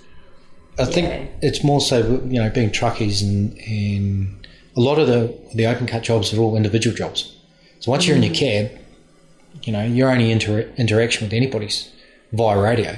And if it's the mine radio, you're not really saying a hell of a lot. No, I wave all the time and do these ones with my arms when it's rough. And and I'm hanging on the steering wheel, of course. Yeah, but I mean, again, that's to do with certain people. I mean, it'd be the same as, me and Ando doing what we do, silly hats and just. And me,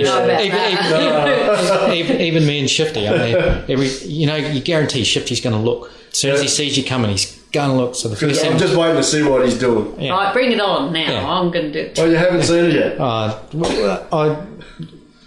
haven't been doing it for a little bit now, but I'll be going back to it once. I'll be waiting. Yeah.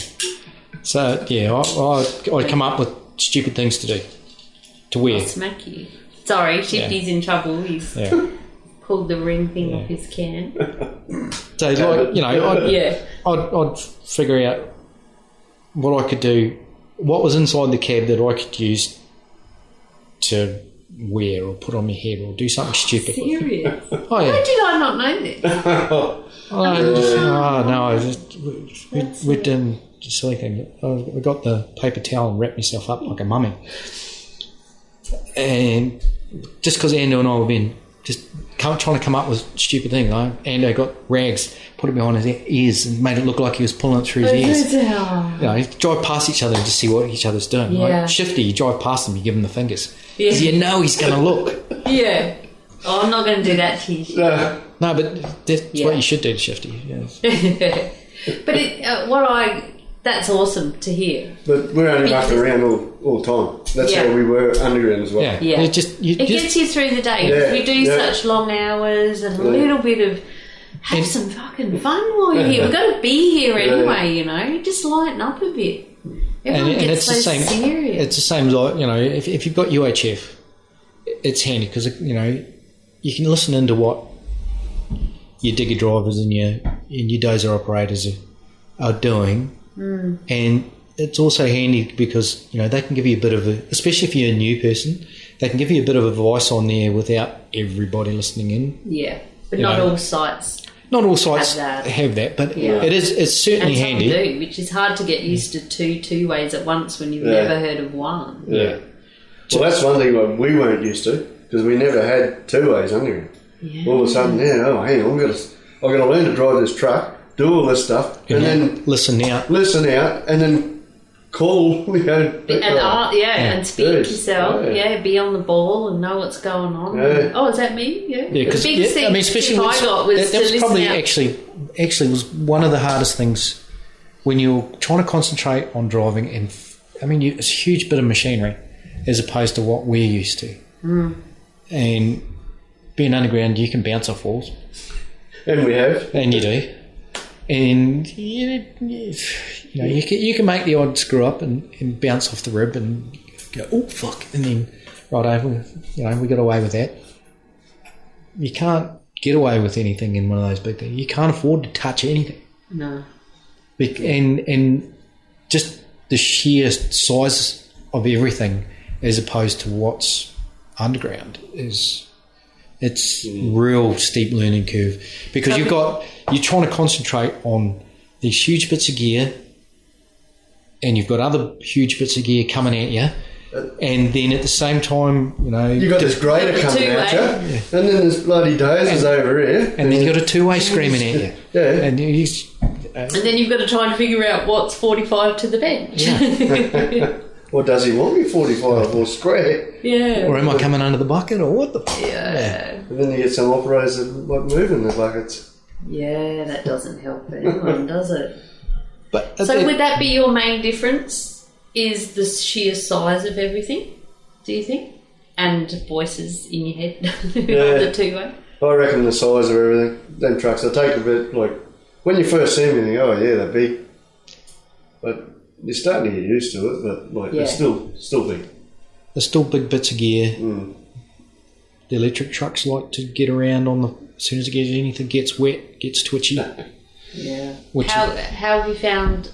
Have you done much in the wet yet? You haven't. Yeah. How you find? Does that happen underground, or is it all flat underground? No, definitely ain't I flat. suppose you can get underground. No, but The floor's worse. it's steep underground. The floor is Is it? terrible. So it's not 10% rats? Some would be. No, you But, follow. No, you four and follow. one. You follow the seam wherever that goes. Yeah. You chase it. Oh, right. Yeah.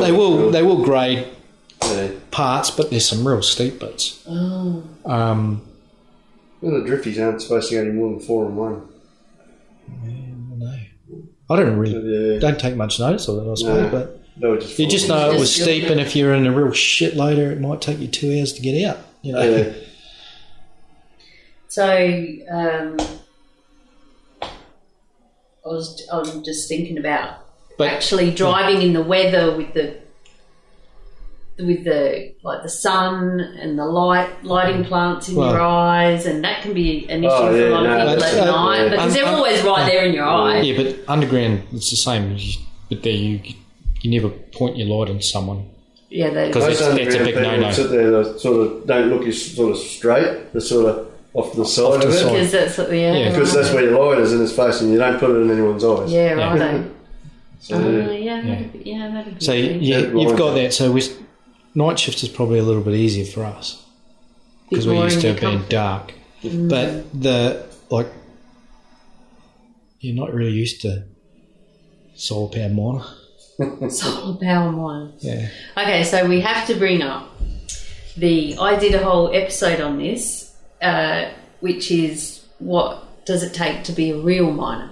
Thanks to my partner, the real miner, making me comment. You can listen to that by heading to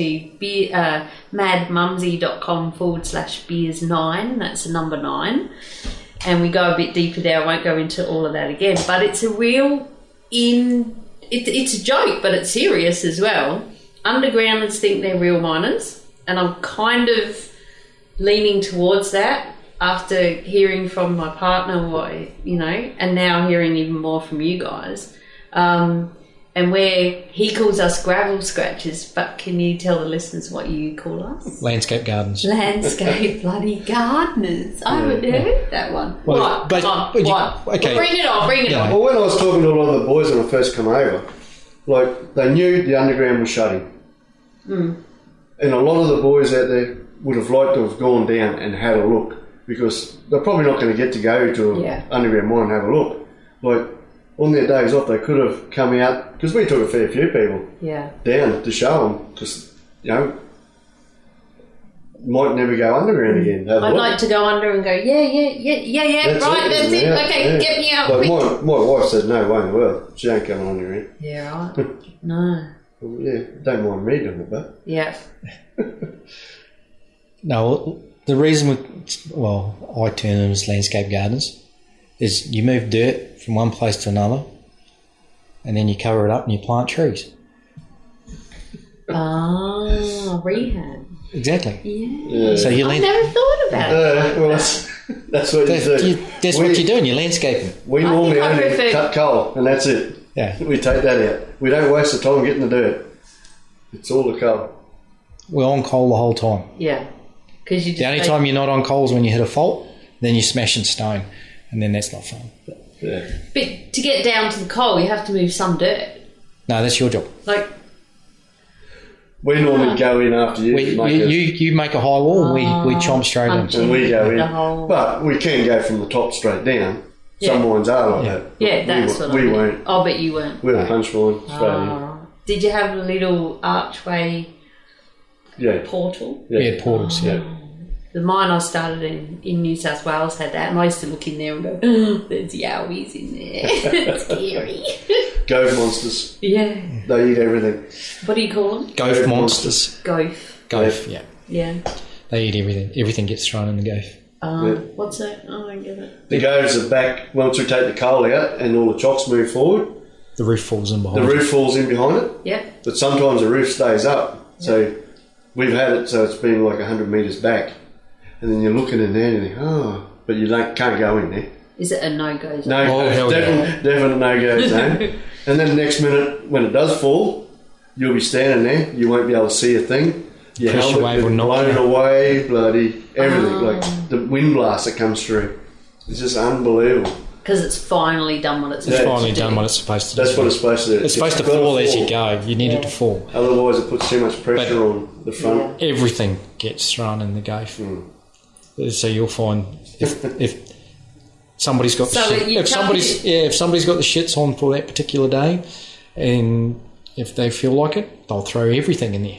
Yeah. And I literally mean everything. There'll be the amount of shit that gets thrown in there. Yeah, it's unbelievable. That's where they waste a lot of money, because somebody doesn't want to be digging. All the shovels go in the gaff. Can't dig, no shovels. Can't go get them. Once they're in Can't there, know they stay where they there. are. Yeah. Well, no, you can see them. You just can't go get them. Oh, because you're in no-go zone. Yeah. Oh, yeah. Ah. That's what I mean. So- If someone's got the shits on, that's where everything goes. Speaking of getting the shits on, is there toilets down there? No. No. Right. So I've heard a couple of varying degrees of stories. So what do you do? If you ever see a rag on the ground, pick it up and wipe your hands. You'll be right. No, Well, you just do it anyway. No. yeah, the wash plant get it all. On the belt. Yeah. Yeah. That's Everything right. goes on the belt. Or it goes in the cove. Yeah. Go down So the you don't tailgate. stand bend up over and between- do it on the actual belt? Bend over. Oh, people No, do. some Some people do. Or do you do it in something and then tip it on the Yeah, belt? generally. But there's the odd people Throw that a rag on the ground Climb- and do climb a up. rag and Yeah. throw it on them. And throw that up there. Yeah. Yeah, no, well, it's a Hang over it's the a boot thing. end. Like, Oh, yeah. I've seen everything. there's walkways that go across the belts, yeah. so you can get from Oh, one place to the other. So you can hang over. some people hang over the edge. Yeah, right. Or you go down the tailgate, like between the chocks, and then we move forward. Hopefully we don't stop. Yeah. But it's all dependent. I mean, depending on your time frame, whether you can manage to get out, and whether they've got a vehicle available. Yeah. Potentially so you you have can to get go out. out if you need. Yeah. They can't, they won't stop you. Yeah. But a lot of people. Just By the time you go, and it'll take you half an hour to drive Yeah. up. Yeah, too So late. hang on. Yeah. Yeah. Yeah. If Send it's it a to half an hour, an hour to get out there, it's not happening. Yeah. Yeah. Send it to the wash plant. Oh, I've always wondered that. So what about the girls? They just have to do the same sort of thing. They Yeah. hold. Get a Some good bladder like me, that's what some used to get you. You go around the corner and Yeah, then you might be give us standing a towel. sentry. Yeah. But Oh, can you Yeah. stand watch for Yeah, me? yeah, yeah, just make sure no one walks around on them. Yeah. No drama. Yeah, I suppose it's dark too, that. Yeah, well, Yeah. that's it. A bit Eh? dodgy out at work for us sometimes. And look up and go, oh, this truck's going past there. That's not going to. Oh, it's like a truck saw some water cart the other day, and I'm like, Yeah, well, that's to the go way. now. Oh, we're the same. We get there. Oh, hang on, which truck's laying in there? Yeah, It is. I've heard that. Yeah, like you pull up and yeah.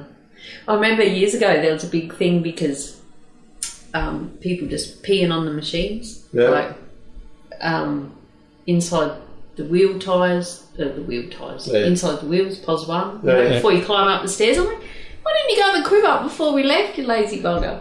Nearly every bloke does it. Or There's bad you go leaks on out, that Yeah, side, or you so- go out behind the cab and do it out there. Yeah. But the fitters put in a big, massive complaint, and it was nearly a sackable offence at one Yeah. time because you can imagine all the peas going down and they've got to clean up, and you're a fitter shit. Yeah. Hey? Well, I'm not a diesel fitter. Oh, so that's all right. then. No, I'm a machine You're a meat fitter and turner. Yeah. Yeah. What, you're a cook? Yeah. Oh dear. That's So leaving pot and turning the shit. now that you've done and currently doing the gravel scratching, landscape Landscape gardening gardening. side of things, and the underground, do you think we're all real miners, or do you think No, I Only tell everyone I give underground. up mining. you've given up? You're semi-retired. I've given up mining. Just drive trucks True. now. Yeah. Yeah. So you don't think you're mining at all? I don't. Not after being underground. No. Wow. I really don't think I'm a miner. Yeah. Yeah. I've given it up. More like you work for the council. I just drive a truck around. Like, I mean, how many loads of coal would I've taken out compared to dirt that I've shifted? I just can't see how it's physically, like, or financially when we were cutting it, we cut coal and that's it, it's gone. And yet you got to shift all this dirt to get this little bit of coal. That we were on the whole time. And we were in the good stuff the whole time. Yeah. So why did they shut the underground then? If you were so damn good, you real miners. When you walked out of there, were you the last people to walk out of there, or you nearly? My crew was the last ones. We were on night shift. We were supposed to be going out to night shift. We were all in the mess, and they rang us up while we were in the mess, and they said, "Get on the piss. Don't bother coming in." Yeah, so it was a good night because I ended up coming out the day earlier to start my shift in the morning. Like I didn't want to travel in the morning, so I came out that night to start in the morning. Yeah. And all the boys, all the boys said, "Oh, waste time going to work." We're all going to the pub. That's the end of us. And we let loose. It was a big night, that one. Oh, fair. And that was just a preempt for the rest of the week. So you didn't actually get to go back in, and I know a few people have rituals when they say goodbye to diggers and stuff. You didn't get. they won't. You didn't get closure. No, they wouldn't. You got closure at the pub with your crew. Yeah. I didn't even go back out to get my gear out of my locker. Could you have if you? Yeah, they said that we could, and then. But yeah, you were restricted on timing. Anything that was in my locker, like it was black. It was covered in coal. Oh right, yeah. So I don't really want it anyway. I mean, it's only my belt and helmet and my boots and everything. Yeah. I just took my tools, my helmet. Yeah. No, pretty much it. Yeah, like I took all my tools home the week before because we knew it was getting close. So I had them. Just had them in my car. Took them down when we were using them. Yeah. That was easier. Because we've been going for a while and it's been really good to dig in and get underground. But a couple of other questions that I like to find out from people. Let's talk about rosters. What's your favourite roster, 7 and 7. 7 and 7? Yep. What roster did you do underground? And hours? 7 and 7. Oh, right, yeah. Yeah, it worked out good. What were the hours? 11-hour days. 11. Four 11 hours and 3 12s. Yeah, right. Friday, Saturday and Sunday were 12s. Yep. They were just a couple of day shift. But yeah. When I first started out here, I was on 4 and 4 with the contract mob. Yep. Then they put me over, when I went over and got my shirt, I went 5 and 2 for a few weeks. Oh, real job. It's like a real job, though. And then straight on 7 and 7. Yeah. So, it's the only way to go, 7 and 7. Well, I started as a clean skin and we're on 4 and 3, we're on day shift. Yeah. That's shit. Yeah. 4 and 3. So like you're Monday to Thursday and then you get Friday, Saturday, Sunday off, but right. it's still, that's shit. And then I got on crew and then I was 7 and 7 and that was pretty good. Yeah. But like our hours, because you had your 11s, depending on what crew you're with, and like further on down the track when they changed the hours around so that because they cut right back on day shift and all the rest of it. So like when we were on out by, you were working from like 6 to 5 or 6 to 6. Yeah. And that's good. Those are great times because you're home early enough that you still get a little bit of time. Yeah. And whereas now, you're not back. You might start at 6 and you leave here 5:45 in the morning and you're not back until like 7:15 at night. That you've long got days. It's a very long day and you don't really have the time. And that extra half an hour or hour in our case was brilliant because you still got time to come back and you could do a bit of fitness and all the rest of it. Go still have tea and still have 5 minutes to do whatever you wanted to do. Call the family, whatever. You just had that little bit of extra time. It was good. Yeah. All right. So what about fatigue? How do you handle night shift? Do you sleep all right on night shift, Shifty? Night shift? I've never slept good out here.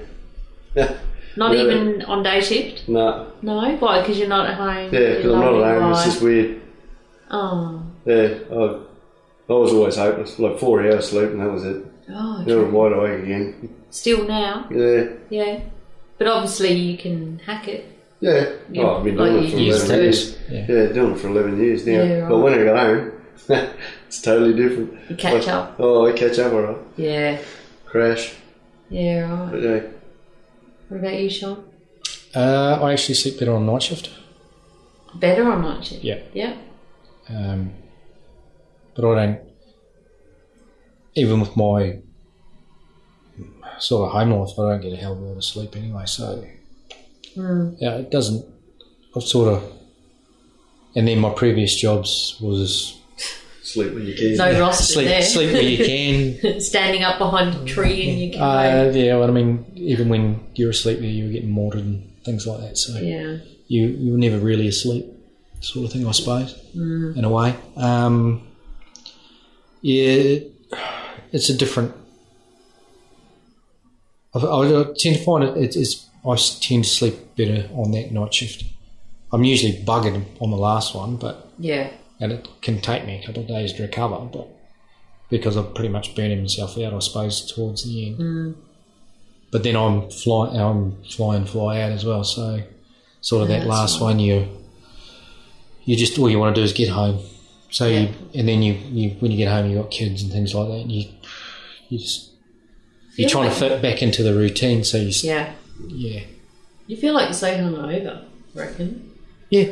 That first day Yeah, feels yeah. like you've just been to the biggest New Year's Eve party you've ever had. Yeah.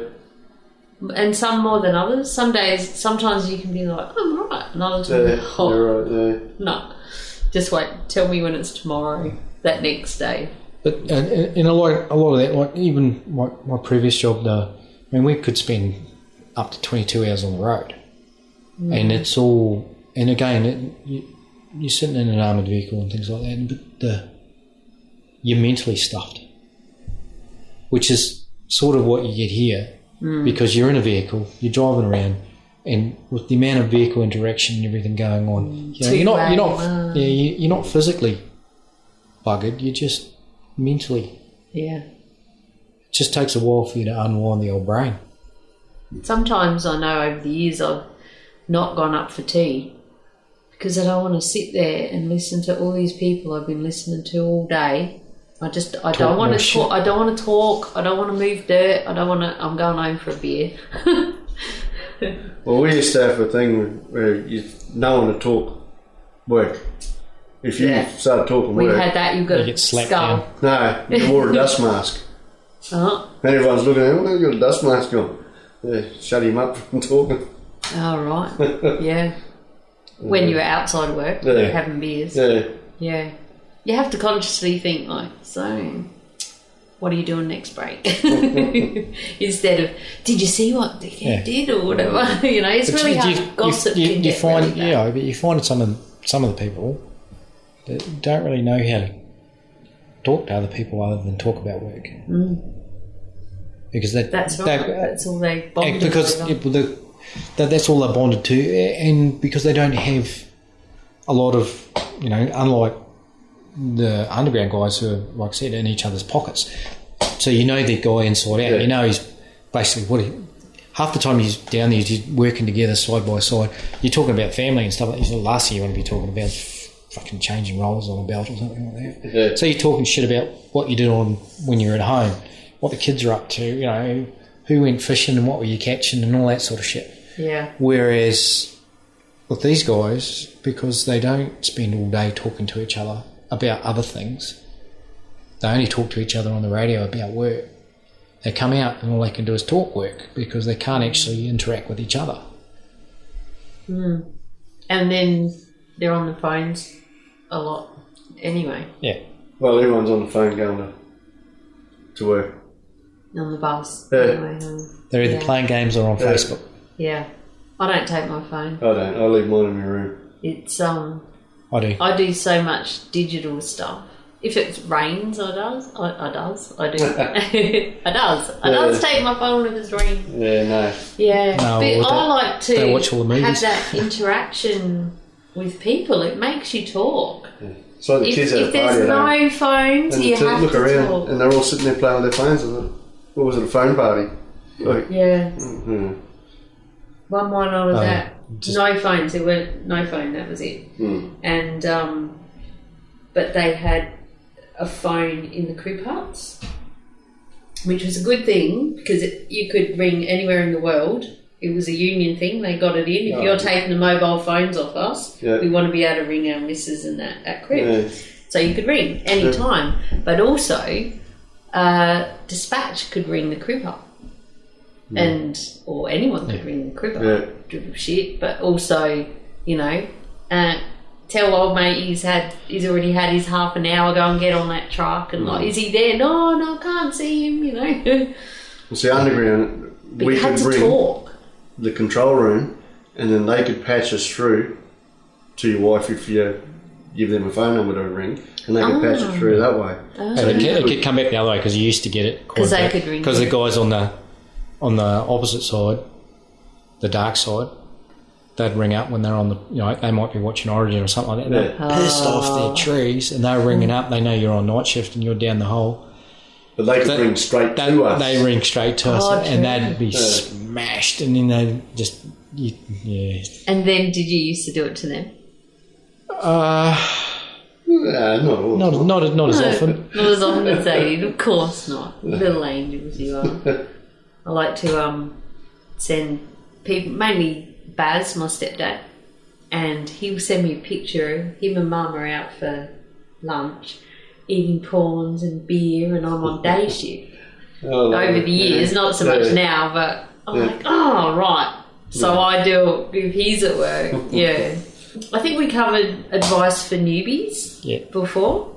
What about your old PPE, your hard hats and all that? What do you do with it? Do you plant petunias in it? Mine's still out there. What about all your work clothes, all your work issue? My work clothes are the same ones that we got here. All the last ones. That's still the underground ones that I'm wearing. Oh, You right. would never know. They're exactly the same. Same writing on it, everything. I've got. So, but did you get a set I've got different. every year? Yeah, we got. So where are they all? What did you do with them all? I got heaps of them. Yeah, what did you go Yeah, fishing? here at home, garden? yeah. Well, fishing shirts, yeah. Yeah, right. But yeah, I got heaps. Because I got different sorts as well, different job. Like I got the action back overalls, so they're slightly different. You can't wear them out here now. Are they bright orange? No, they're yellow and blue. I've seen the orange overall. Well, it was only the last couple of years that they started bringing that in. Yeah. We were allowed to wear the blue Oh, because it made no difference. yeah. Because you can't see You can't see underground anyway. You only But see the reflectors. like half the time underground we were wearing board shorts. No. Seriously, Yeah, footy shorts. footy shorts, board shorts. Yeah, as long as you had reflectors. As long as you had reflectors, Yeah, you're good. Is that because it's just so freaking hot? yeah. Yeah, and like, wearing board, like you go from wearing those cotton drill to boardies. Boardies dry heaps faster. And So keep if it you're wet. continually wet, Yeah. the last thing you want to be doing, and you're covered in coal and shit, is all the stuff rubs. Yeah, right. And you got cotton drill takes a while to dry, Yeah. and you just rub all the skin off yourself. Yeah. I used to wear the long, mainly so you didn't take so long in the shower when you got up. But once you were wet, that just transferred through, and you got black through it. Yeah, So or you didn't matter. So you had black legs to match Yeah. your Yeah, everything eyeliner. was Yeah. black. So you don't miss that part of it? What being You're filthy? dirty and wet, well, black and... nah. Well, I hate it when it's I get a really- bit of grease on me. Well, I used to be like check that. the oil today. I used to be like that when I was at the mill. Like, oh, you stay clean, and then you get out here and there's nothing you can do. You are black. You just lay down on the floor, like, or sit up against a rib and eat your crib. Yeah. It was just a thing. Like, you're not going to Just get any how- dirtier. part of the You job. already are covered in it. But what you're doing now, you don't get dirty. No. But it doesn't mean you're any less of a miner. Oh, Yes, it does. All right. You don't have to answer this, and this is a new question that I'm going to start asking people, is what would you like to say to, and I don't even know how to word it yet, environmentalists, greenies, about us working in the coal? How do you deal with that? Oh, I'm a bloody old hippie, and I deal with the contradiction of it a lot. one of the deputies had a sticker on the back of his ute. Yeah. Ban mining. And let the bastards freeze in the dark. Yeah, right, yeah. Yeah, like when you first see it, it's got ban mining. You think, what? And then Yeah. when you read the fine underneath. Yeah. Yeah. Oh, Sean is just showing me a picture of him, black, dirty. Oh, you look nothing like that now. You look like a landscape gardener now. Look chilled out. See, like, it's coming out of the tailgate, so like the only thing that you see that's clean is with the dust mask was over my face. Yeah. That's fairly reasonable, that one. Yeah, that was really Like, reasonable. That's You're not not black, listening. black, that's... You've been blacker. Oh, What yeah. I'm trying to say. Yeah. But it's just... See, look, normal. Wow. That's a normal day. Yeah. Yeah, I've seen them. Well, here. Well, And actually, the other mines. one thing I like now, but I'm not carrying that rescue Oh, around and the battery. You got that one on each hip. Yeah. All And one's heavier than the other, so you can Yeah. either try and even yourself out, or you... Yeah, most of that. Walk with a limp. Did you have a bruise on one hip? The real miner always has a bruise on one hip. Yeah, it depends what you But do. I think he has tools and... So he was a fitter too. He's a fitter, and they carry a lot of shit. Yeah, I used to carry 15 kilos worth of stuff around on me all the time. Yeah, right. And banging in. Yeah, as well as a self-rescuer. Yeah. See? Fitter, operators. Gee, the fitter looks clean, shifty. Yeah, you can see it's not Sean me. showing me pictures. Yeah. Oh, that's funny. And that's just normal, everyday work down there. You're on a machine, you're just black. Yeah, that's the biggest. But for your question, no.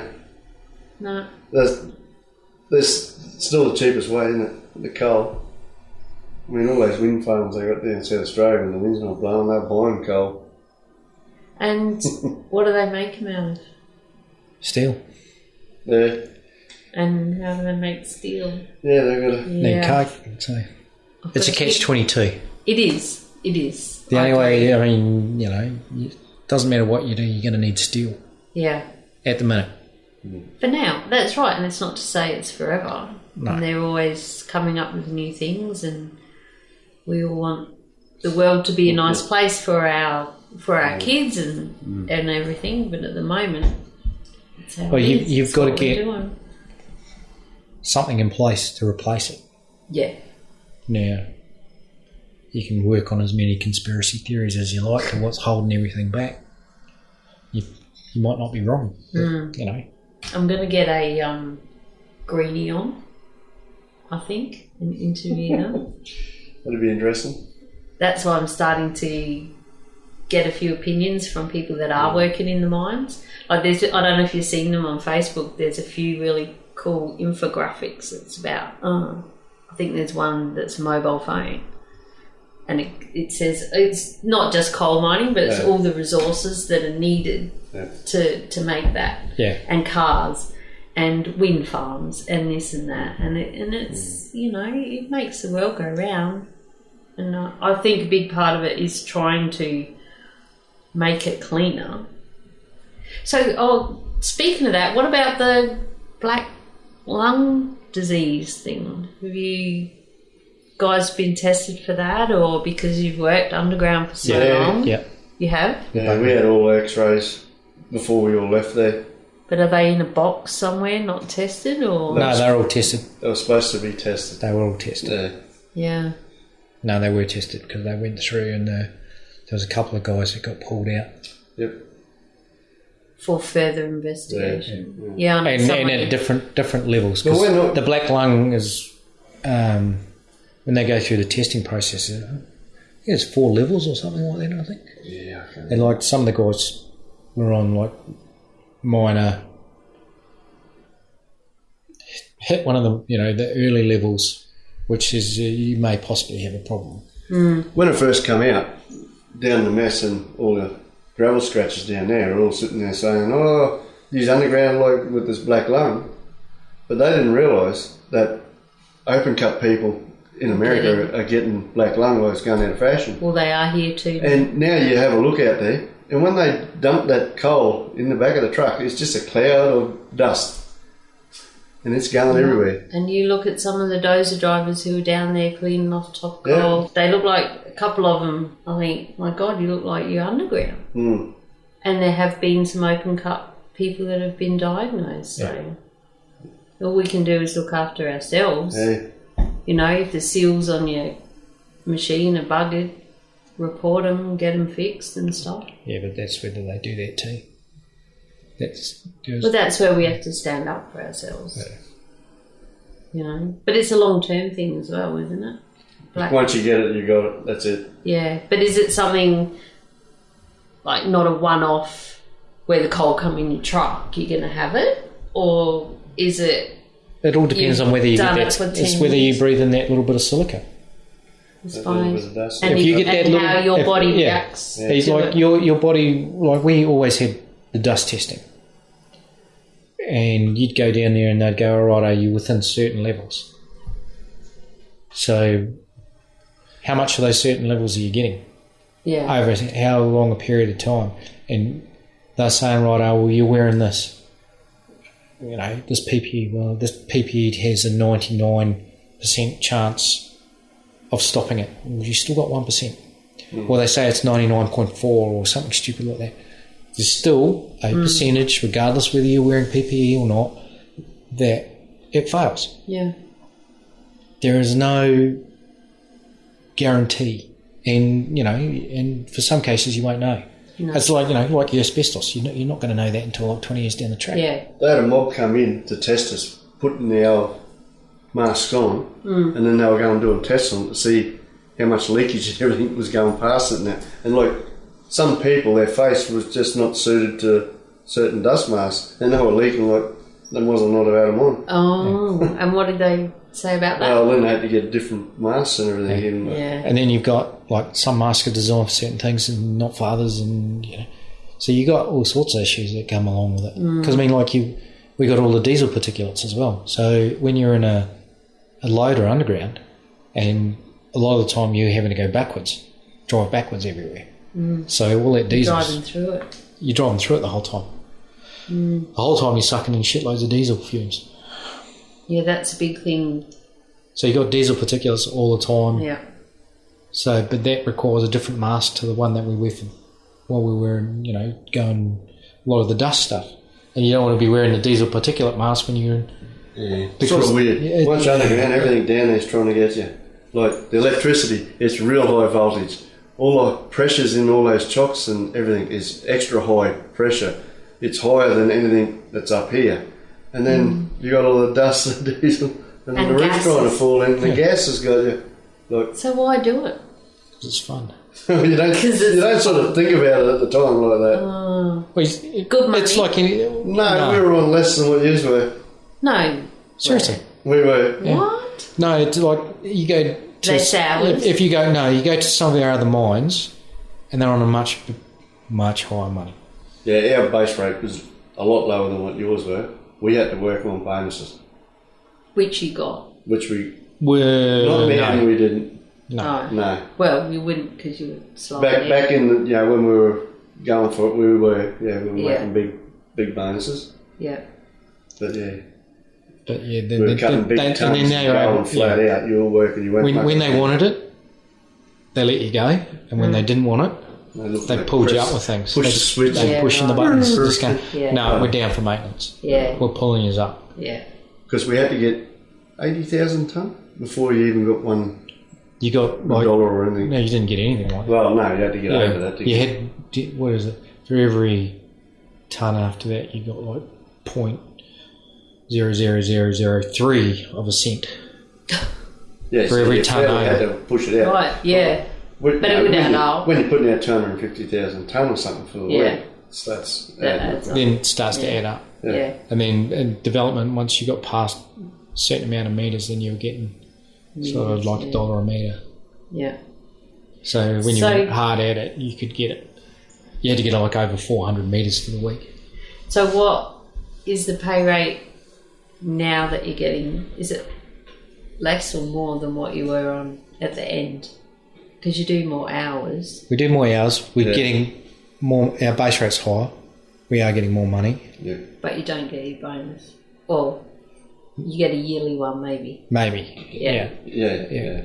That's hard to answer. Yeah, it's hard to, I'm not answering on here. We're actually on more money. Yeah. More money being open gut. And cruisy a lot. You don't even feel like you're mining. You're working for the council. Yep. Yeah. Really? Do you feel that strongly that it's not mining? Yep. Yeah. You do. Shifty does. He's adamant. Yeah. Yeah. No, it's not mining. It's It's not what you just I move call on. mining. Yeah. And that's fair enough. Yeah. That's like, I just hearing what you've described is, I can understand why you would come to that conclusion. But are you enjoying what you're doing now? It took me a fair while. I'm starting to really enjoy it now. Yep. But yeah, I was ready to throw it in. No, really. Yeah, like for the first 3 months, that was it. I was going to throw it in and go. But yeah, now I've sort of got it half sussed out. Yeah. Persevered and Yeah. got through the heart. Yeah. That's It's- good, Shifty. Yeah, it's like anything. You like switch to a new job. It takes a wee while to get your routine. Once you got it, and like I said, with this particular crew is quite good to work with. Yeah. So they sort of they add to it, which sort of makes it a lot more enjoyable for you to be there. Yeah. It does. Yeah. As long as the atmosphere's there, and it, like if you're like one of the other particular crews that have a bit of a septic atmosphere, you wouldn't want to come to work. You wouldn't want to be here. Yeah. It'd be hard to actually get to the... It'd be hard to get to this point that we're at now. Yeah. Whereas because you're actually enjoying the company of the other people, albeit it's not the same, but it's better than nothing. I'm glad that we're better than nothing. Oh, that's a bit hard. You know what I mean? I do know what you mean. Oh. Well, what do you reckon? Might wrap it up? Yeah, sounds good. Thank you so much. It's been an absolute pleasure. And did I tell you that tomorrow is my last day? Oh, rub it in. Because I got the last two off. Rub it in. Yo. Thanks, guys. Yep. No, thank you. That wasn't too hard, was it, Shifty? What? No, it was pretty good. What, you want to hear it now? No. No, he wants you to turn it off. Turn it off Turn now. it off. All right. Okay. On that note, thanks, guys. I really do appreciate it. It's been good, and I know that my podcast listeners will get a lot out of that because you're the first undergrounders that I've had on. Thanks so much for listening. I know this was a long episode, but I think we had a lot of ground to cover. That's the beauty of podcasts. You can go as long as it needs to be, and you can hit pause and come back to it when you're ready. I want to thank the guys for opening up and sharing their thoughts and experiences, both as underground miners and now open cut operators. I hope you enjoyed it as much as I did.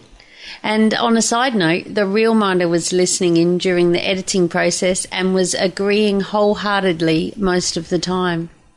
Maybe he is a real miner after all, but don't tell him I said that.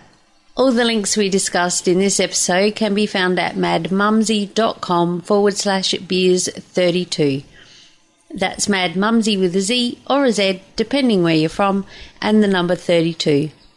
If you don't want to miss any episodes, be sure to head over to iTunes or your favourite podcast app and subscribe. Or you can do it right from the website at madmumsy.com/beers. Thank you so much for listening, and please, please share with your mates. Until next week, stay safe, be real, be special, and have fun. For we only live once. Cheers.